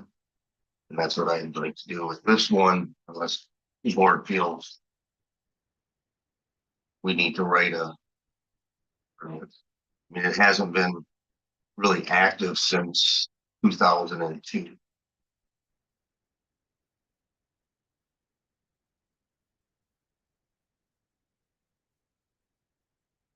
Page 64.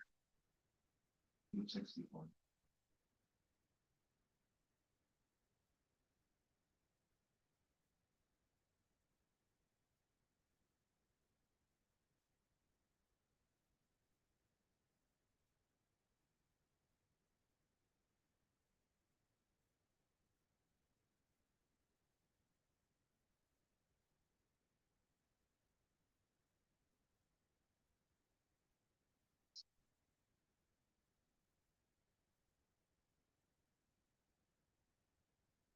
Well, I'd like to make a motion that we.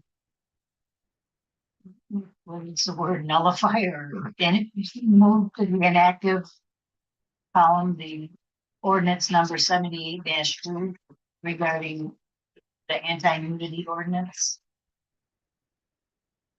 Second that.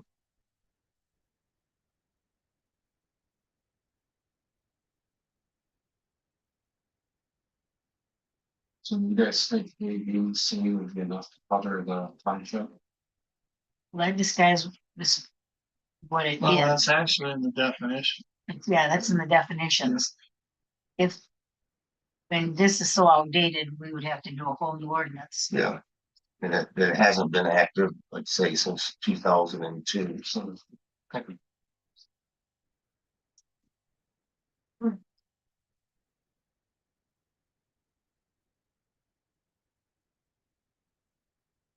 Okay, next I, Oh, we have a- oh, sorry, yeah, my bad.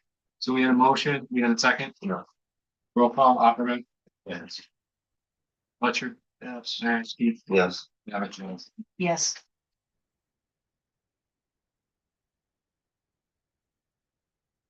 okay. So I do have the draft patch for the convex containers. I don't know if everyone reviewed them.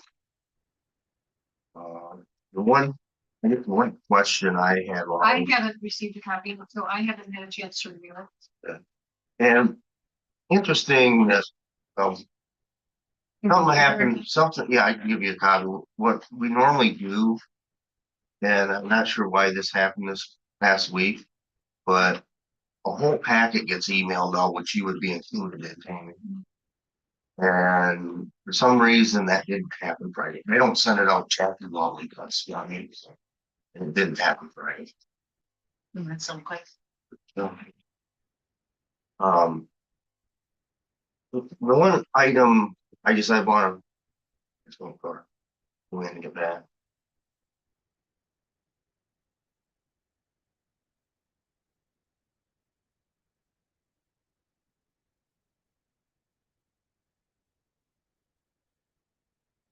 It's the one thing puts us all under disadvantage to do is the information we did get out Thursday or Friday of last week for us board members to review it. Prior to-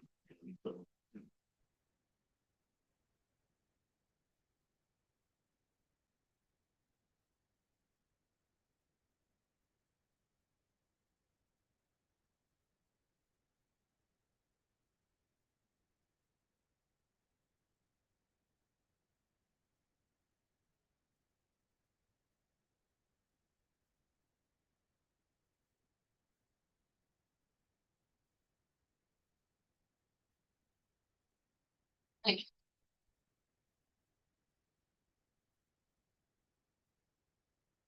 Maybe, like say since that email didn't get sent out last Thursday or Friday with all the documents, we may want to table this to review more of. Because it is. Three, 4 page document. I would like to table it just so that we all have, when we go through the information, and it's only gonna share us time to go through it and maybe. Get feedback and you know. Yeah, the one thing, yep, the one thing that I would like to discuss, no, or just, and again, I had it on reg and I sent it in and then, I wanted to just highlight for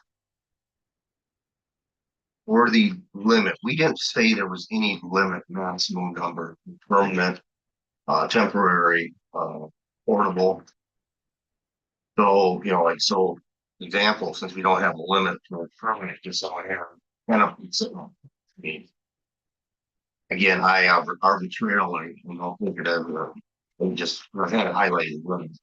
So this does a placeholder, they'll maximum one, but that's up for discussion. Well, there's a few things I've seen on here that were good for discussion. I guess I thought that we were streamlining and shortening this. This would still be a lot for me to enforce. Well, okay, so if you look at the conditions, we went through line every one of those first 12, okay, under B. That's what we agreed to in the meeting. I don't recall that. I recall talking about that and we had quite a conversation about the fact that I would be going through our community and speaking to each individual that has a cargo container that has writing on it, that isn't painted a solid color, that doesn't have a solid foundation. I mean, that's just the first three. That's not the rest of the 12. I mean, that's a lot of enforcement, and this planning commission has been very clear in the fact that they don't want to over enforce ordinances. So you are now creating another layer that I'm going to be asked to enforce. So I would just ask that you consider that when you are amending this ordinance. I guess those items, I mean, I got the document that, you bring that document here, I got it at home. We marked every item, we took off 2 items for sure, we recall that. And we talked about every item and said, yes, leave or take it all.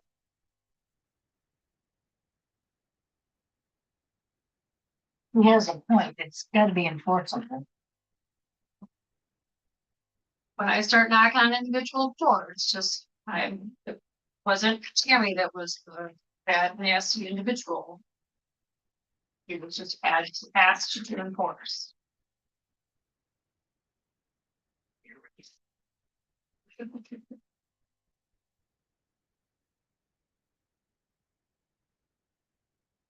There's a few things on here that I don't remember else approving. I'd have to go back to the old minutes. You can do line by line or. No, Yeah. I thought that we didn't have an issue with pastoral livestock. Or structural modifications. Which one you looking Did I- at? Are you looking at for temporary or are you looking at the permanent one? So you need to look at permanent. We allowed the livestock in the permanent. We didn't allow it in your temporary or portable. Right? What is the distinction between a permanent and a temporary? If somebody's moving and they've got a pod, That's totally separate. is what the discussion was on the temporary ones. Or if they're building a house, and they're storing lumber in it, For a term basis. yeah. Are these not the proper terms that we should use for that? That is how we distinguished them. That's why you table that, right? And just one thing, This is the other issue that we're. We keep like. Cabling softening, it keeps getting moved on, and then now all of a sudden you have to go back to the minutes and go back to the reading. down at the bottom of page 1, the word cargo got in there, and it should be the beginning of number 5. It says cargo and then number 5, so it just got, the program put it in the wrong place. So if we're gonna have to redo it anyway, we can correct that. At the bottom of page 1. Yeah. Yeah. Sorry. No, I mean, so we went through this line by line. Yeah. This is what we came up with, what we thought would be good. Yes. Okay, so we're all in agreement to this, Luann, are you? Yep. Agreeing to this, we're all agreeing to this. But we have yet to show it to our zoning administrator to see what she feels and how enforceable it'll be and how it'll affect the township and her end. So I would personally like to table it. Let her take a look at it, give us her opinion on it, and then. I know you typed it all up, maybe go back through it, maybe make changes if she Yeah, thinks that's fine. I mean, yeah. I mean, again, and like I said, I put the arbitrarily, we did not vote on the max. Okay. So That was one thing to get. my thought is, the rest of the board was, let's table this, let's let the zoning administrator go ahead and go through it. Let her give us some feedback on what she thinks would be, how it's gonna affect the township overall, since she gets around the township quite well. Over different issues and different things, and then go from there. Second. Do you want me to email my thoughts to you, or do you want me to bring them to the next meeting? Could you email your thoughts? it to us, and then let us all read your thoughts, and then let us come here and then go through them and then move forward. So we can move forward with this, get this taken care of and be done with it, right? So it's very happy now. Would you second that? Yes. Yes. Yeah, I need a second. Yeah, I'll second table this until the next meeting. With his own illustrated. Any other comments or discussion? Idea. All right. Maxine, Yes. Fletcher, Yes, Davis, yes, I'm in. Yes. Next. So this will go back on the next meeting. Yes. To make sure that we handle this. Well, on the other line item, I have prohibited structure. So prohibited structures, we noted that we wanted to remove. Let's say structure, but. The trailers and truck bodies from that paragraph for prohibited structure. We still have to create an amendment for it. Yep.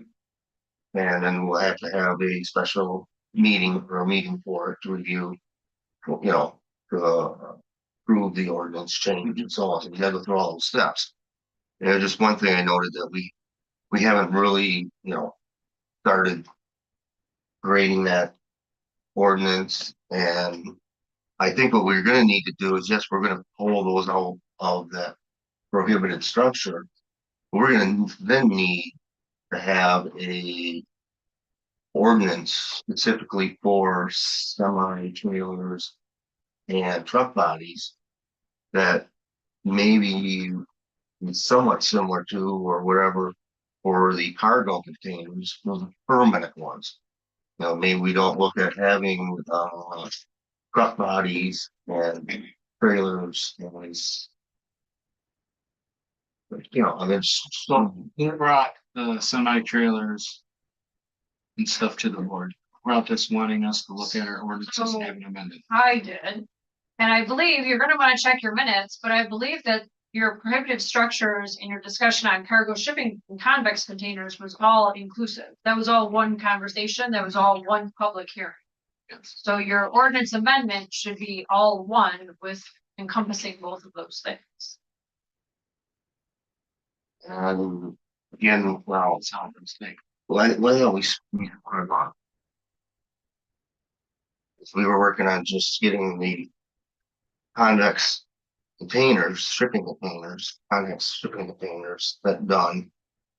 But we still gotta figure out. Originally, the cargo containers or convex containers was brought to us by an individual in our township, asking for us to look at our ordinances to see added one. Yes. And they were against our ordinances, and they're all around our township already being used. And we did have a public hearing on it, and there was one individual here for it. On the cargo containers, convex containers. And then we did get into the discussion of the semi trailers in the same night. And that was actually it was an informational review. It wasn't a No, it was a ordinance. public hearing because we sent out the invites and we made sure that we were inclusive of all of the individuals that would otherwise have received a violation letter because they had either a convex container or But a truck it wasn't body to that they were utilizing for storage. it wasn't a hearing that we posed an amendment change. It was collecting information.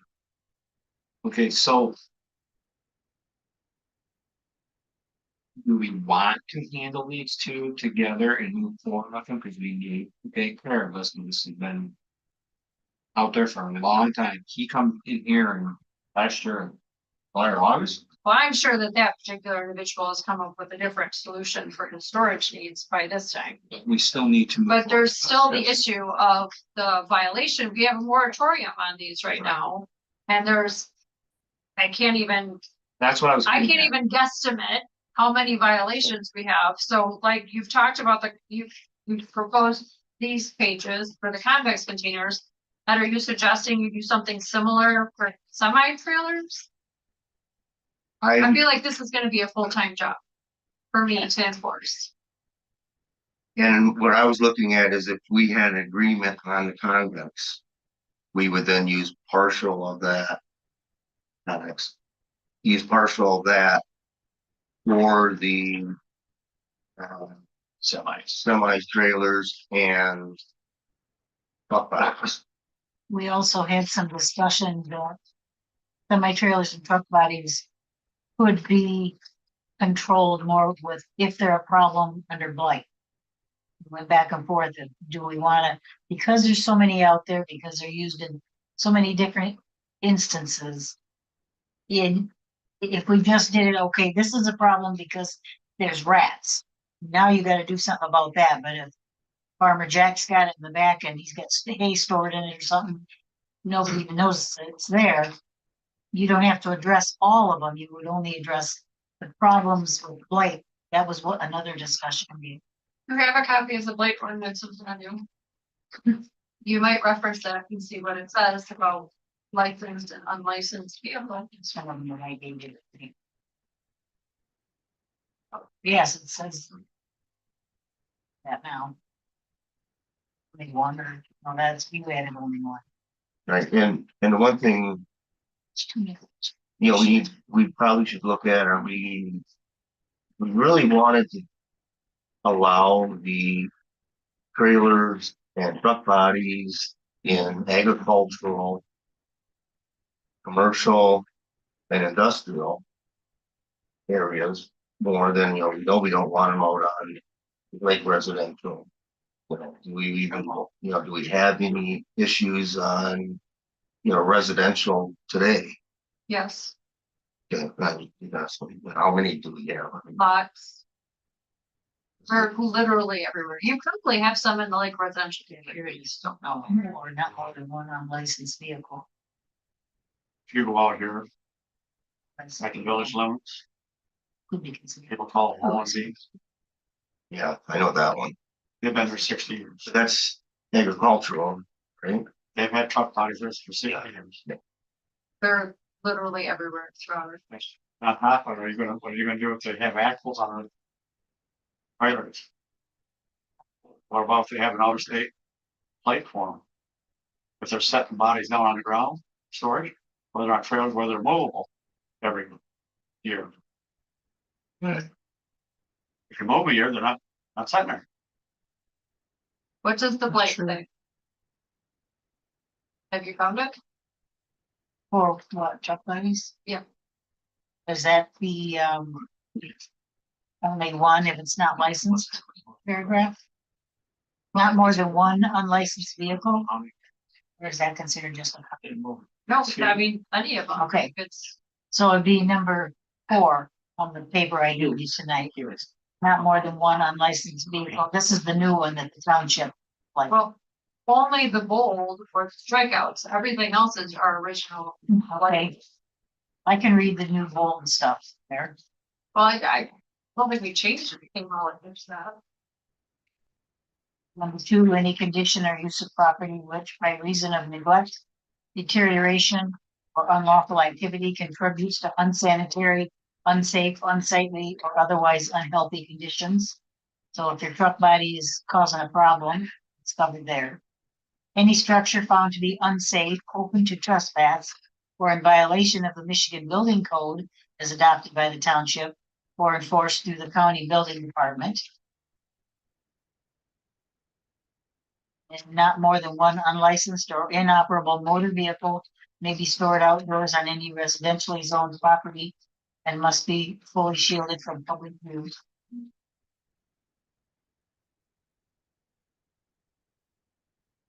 And then it's got some of the unique things. But those are ways that you can, I don't see how D is going to cover a semi trailer or a truck body. It's not more than one unlicensed or inoperable motor vehicles, not a motor vehicle. well, earlier in the paragraph, and this is what's already in our ordinance about permit to be stored or placed on such land, old lumber, metal machines or parts of machines, including vehicles or parts of vehicles, which a truck trailer body, you know, it's a trailer, originally intended for transporting passengers or cargo in need of repair or unlicensed, There you or which cannot be readily operated under their own power, or which require substantial repair. That's already in our ordinance. But a lot of the trailers have license plates on them, except permanent plates. So when you go by an old semi trailer, they normally don't take the plate off it because they don't care about it, because it's licensed to that trailer.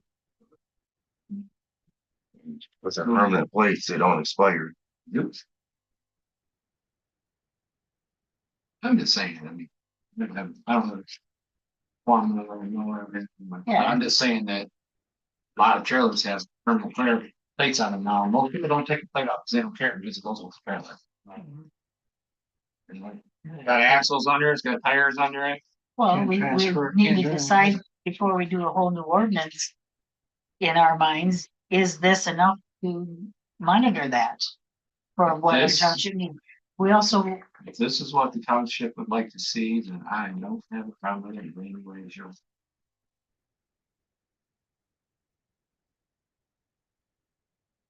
One whatsoever. Working this out. I know that there's a lot of semi trailers and stuff, so whoever they plan on handling that. Wish them well. well, she's not chasing her tail for the ones that have been there. I mean, quite frankly, I think our cargo containers falls under that too. Like, I don't know why we need a separate ordinance for it.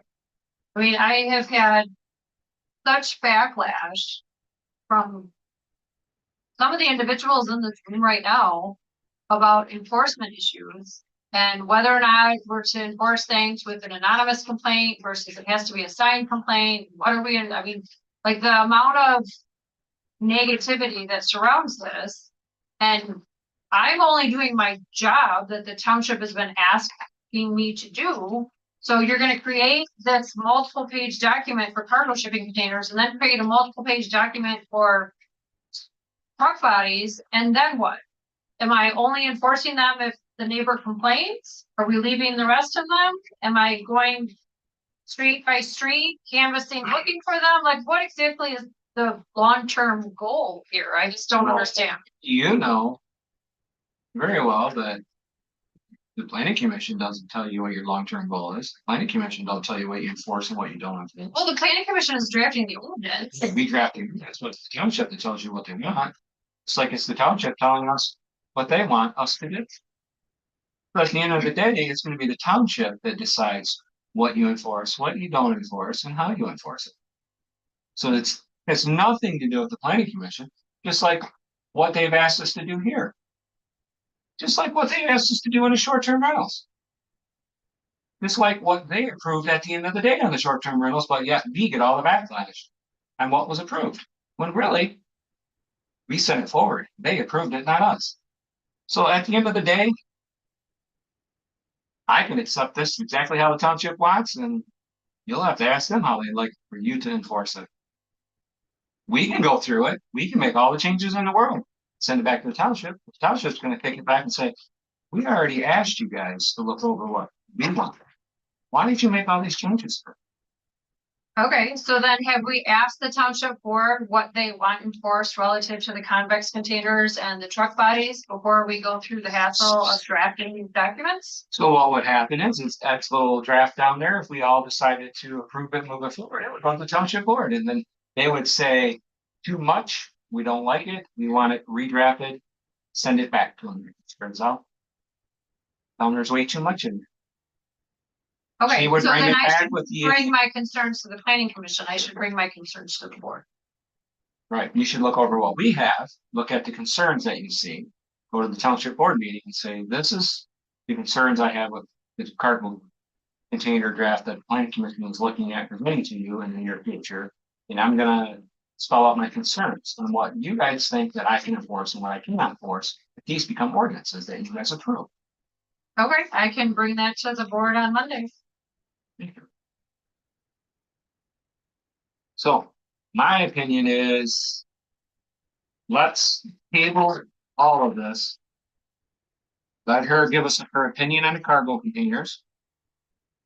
We already have some stuff for the blight ordinances and the enforcement right here that they want us to look at, go over. and let's get the opinion of what she thinks is suited for enforcement on her end of it. And we'll go from there, and then we'll present what we get to the town board. And they can make a decision on what we do, and we'll send it to the county after that. Yeah, I think there's gonna be some updates before we still go, but. There will What be I just got county was a updates, draft, yeah. because you have a draft and they have a draft. But let's table it till the next meeting. Let's come back. Let's take the information that we get from the zoning administrator and information we have in front of us. Let's all review it, go through it, and be ready. So we can get this moving forward and done. That sound like a plan? Sounds like a plan. Right, ordinance and building code next month. Yes, on the agenda, we need taken care of and through everything. You guys discussed the recreational vehicles for the boats and the trailers for the storage out to the lake. So. I guess there was public comment. We held it off from making any decisions on where we go forward. Cause I know you were contacted or someone, I thought you had input on the, From the health department. okay. I guess really where we're at is, what's our next steps? Really, we, So If they raised the moratorium, we had put a moratorium on enforcement. If they had put a moratorium on enforcement, they raised that at the last meeting, so we can Okay. move forward and let Tammy. the way the health department explains it to me is basically we're already in violation to the health. department. Allowing someone to stay in the trailer for 90 days without being able to show where the sanitation. So Well, this includes all recreational vehicles, boats and stuff being stored on vacant property too. but what was brought to us was RVs and campers and trailers on the property being stored long term. So when I contacted the health department said that, they would have to show, how are they getting rid of their waste, and he said that you have to be able to show this. You have to, where are you dumping it? Where are you taking it? Who would inspect it? yeah, that's, All it takes is one person called health department to report and make an accusation that they're dumping it out in the field, or they're dumping it in the ditch. So then the health department comes up there, he's gonna wanna know where is it going. He said in our ordinances will allow them to stay there for the 90 days. In reality, the health department says if you stay in a camper for 90 days, where's the sanitation? I think Well, that's no, I'm a just- great question. Right, I'm just saying. I'm wondering if I could get the contact that you had to the health department, because Well, I my would love to forward some of my violations right on over to them. I'll look on my phone and I'll get you the contact info for the health department. Thank you. That would be great. So my thing of it is it's already in our ordinances. They're allowed 90 days. There was only one individual come to us. They wanted us to visit our ordinances. And I would hate to visit them and make it worse. I mean, where do you go with it? yeah, I mean, it's been 90 days since, Yeah, that's, I mean, where do you go with it? You give them 4 days, less days, yeah. Having a boat set there is one thing, but somebody living in a trailer for all it's. since 2008, it's probably been in the ordinance. Well, the ordinance addresses all recreational vehicles. It doesn't differentiate between whether it's a trailer or a boat or a trailer. I mean, like I said, we've had the ordinance as is for a long time. It was just brought light to me. I made a comment, I made a phone call, and I thought this could be, and once, it could get worse for the individual, not better. Right. So, I mean, I don't know what you're gonna want to do. I mean, I just know that the guy at the health department pretty much said, you guys are already in violation. Right. Codes. We're not in violation, they are, because they're going to some states. I don't know. What do you guys want to do? I mean, I'd make a motion that, we, at this time, do not look at updating, changing, whatever the, recreational vehicle ordinance. That remains the same, that, remains the same. there we go. Just gonna, work on the table in a second. Roll call. Ask you. Yes, Yes, Yes. All right. Any building permits that are cool? So, we currently have 33 zoning permits, they're all both building permits, and so far today we're holding out 6 complaints. Yeah. I did not email them to you as I usually do, it's been a crazy week, but I'm happy to email them for you.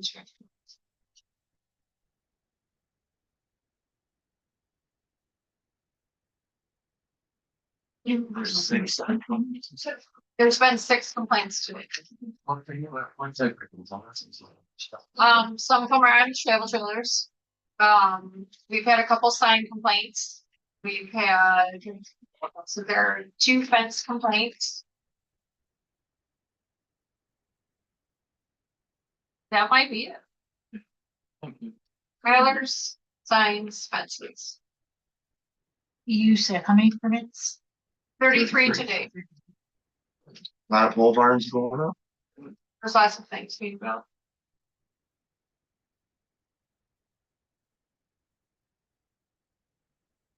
We adjourn. Well, we are doing next month's meeting though, right? That's. Oh, yes, next month.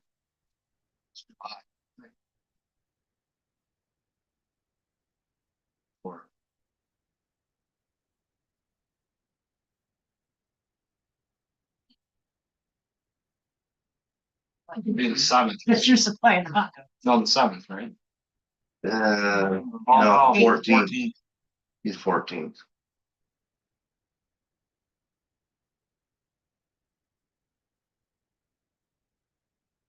Now I support your motion.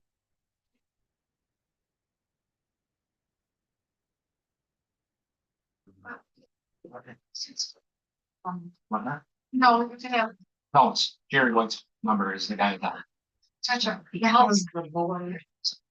That would be ignoring that. Thank you. Started to raise what Jerry's discussion was there. So we got a motion second. And also, Skip. These things that they sent, so you're there. Yeah. Big,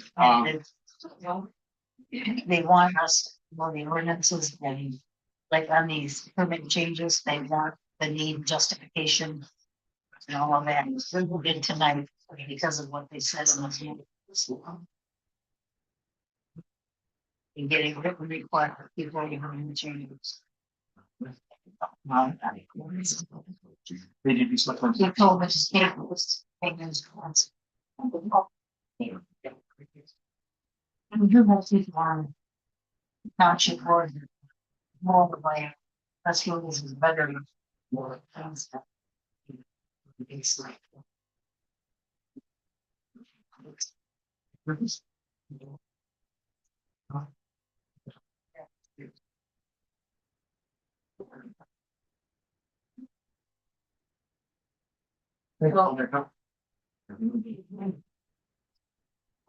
There we go.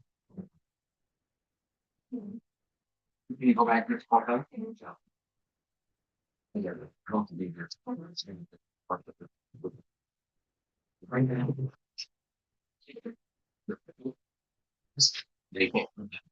No, I'm saying.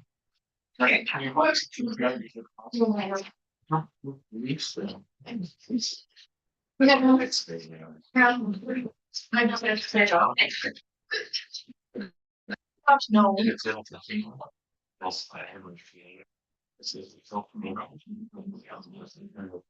Good night, ladies.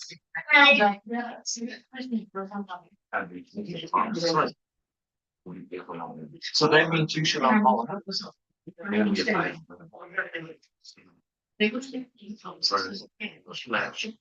Oh, very good.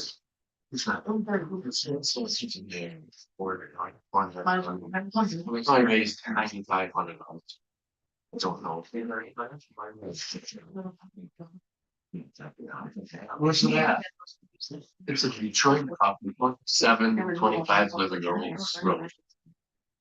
Okay. I'll go by tonight or Second maybe. Street? No, and it's 27. 5 acres. Well, Talking about I average case. I don't, Somebody's going down. and that was.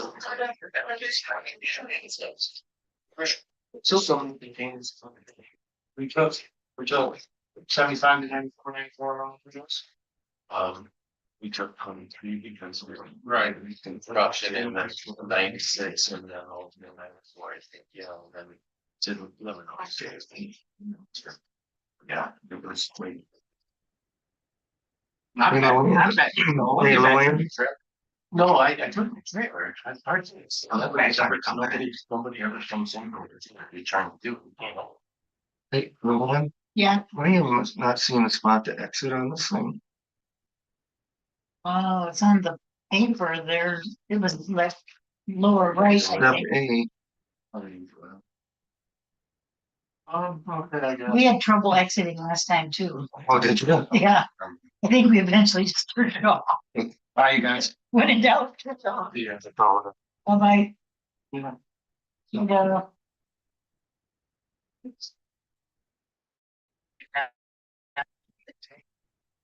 But